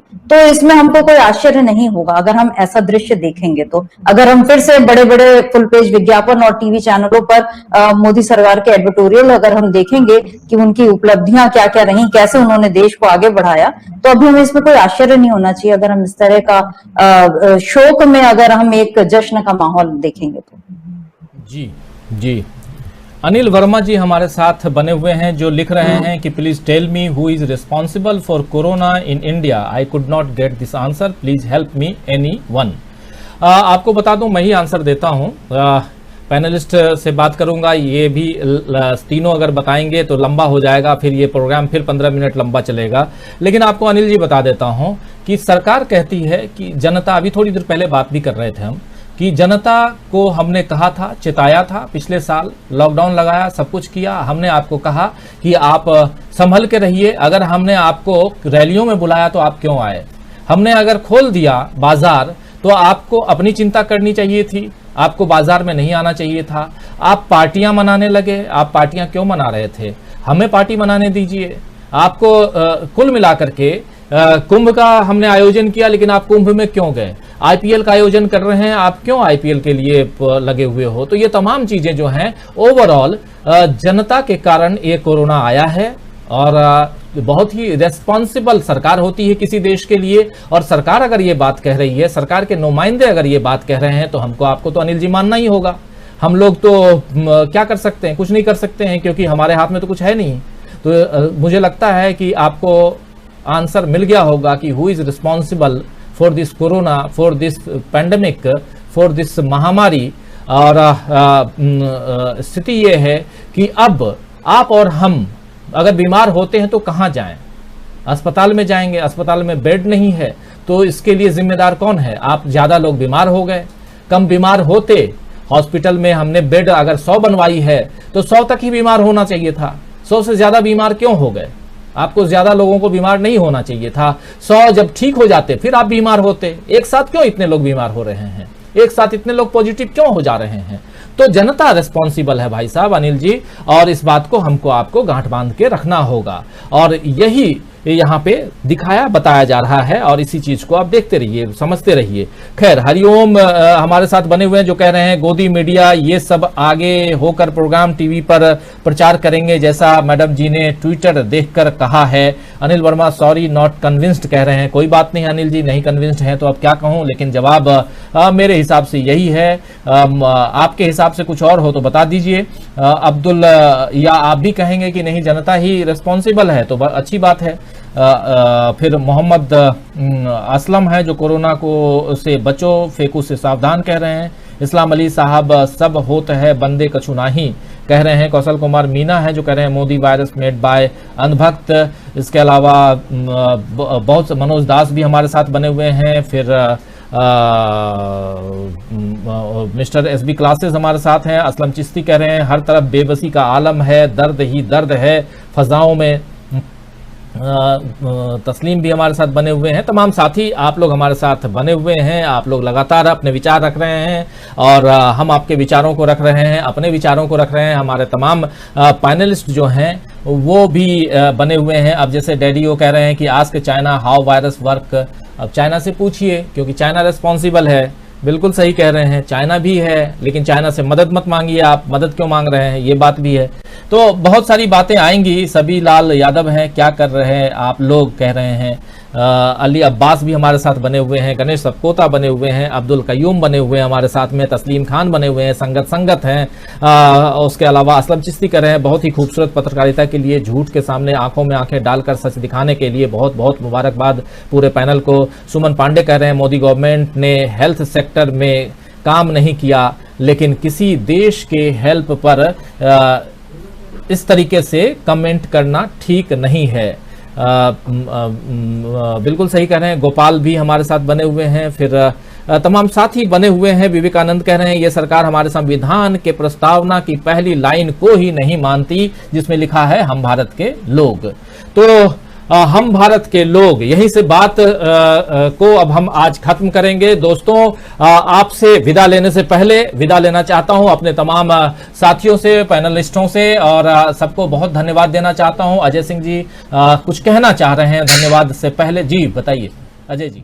मैं सिर्फ एक लाइन जोड़ना चाहता हूं कि जिन लोगों को ये कोरोना वायरस चाइना से आने का ये है कि चाइनीज वायरस है, तो उनके लिए एक स्टडी और आई है कि चाइना में ये वायरस आने से 1 साल पहले बार्सिलोना के सीवेज वाटर में ये वायरस मिल चुका है। ये भी एक स्टडी है, तो इसको भी जरा गूगल करें और देखें। तो ये एक मतलब सच्चाई तो जब आएगी तब आएगी, लेकिन ये आज की एक स्टडी ये भी है।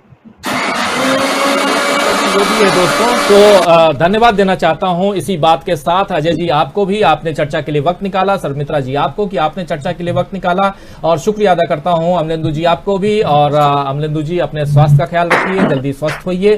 और दोस्तों, आप जैसा जानते हैं कल शाम हम 7 बजे आपके सामने उपस्थित होंगे, हाजिर होंगे, लेकिन परसों सुबह 6 बजे से रिजल्ट के साथ आपके सामने रहेंगे। रिजल्ट हालांकि काउंटिंग की शुरुआत होगी 8 बजे से, लेकिन उससे पहले आपके साथ रहेंगे, बहुत सारी बातें होंगी और आपकी चर्चा हमारी चर्चा साथ साथ होगी। सभी लाल यादव हमारे साथ बने हुए हैं, प्रवीण यूनुस बने हुए हैं हमारे साथ, डैडी ओ हमारे साथ बने हुए हैं, तस्लीम खान बने हुए हैं, संगत हैं, तमाम लोग हमारे साथ बने हुए हैं, किशोरी लाल भी हैं, असलम चिश्ती भी हैं, प्रवीण यूनुस भी हैं। सबको फिर से आप सब तमाम साथियों, दोस्तों, आप हमारे साथ जुड़े, आप सबको बहुत बहुत धन्यवाद, बहुत शुक्रिया अदा करता हूं कि लगातार आप हमारे साथ जुड़े रहे, बने रहे। अपने कमेंट बॉक्स में आपने कमेंट लिखा, और उसके साथ ही अब इस कार्यक्रम को हम समाप्त करते हैं। कल शाम 7 बजे फिर से आपके साथ हाजिर होंगे। तब तक फिर से आपको एक बार शुक्रिया अदा करता हूं और देखते रहिए डीवी लाइव। नमस्कार।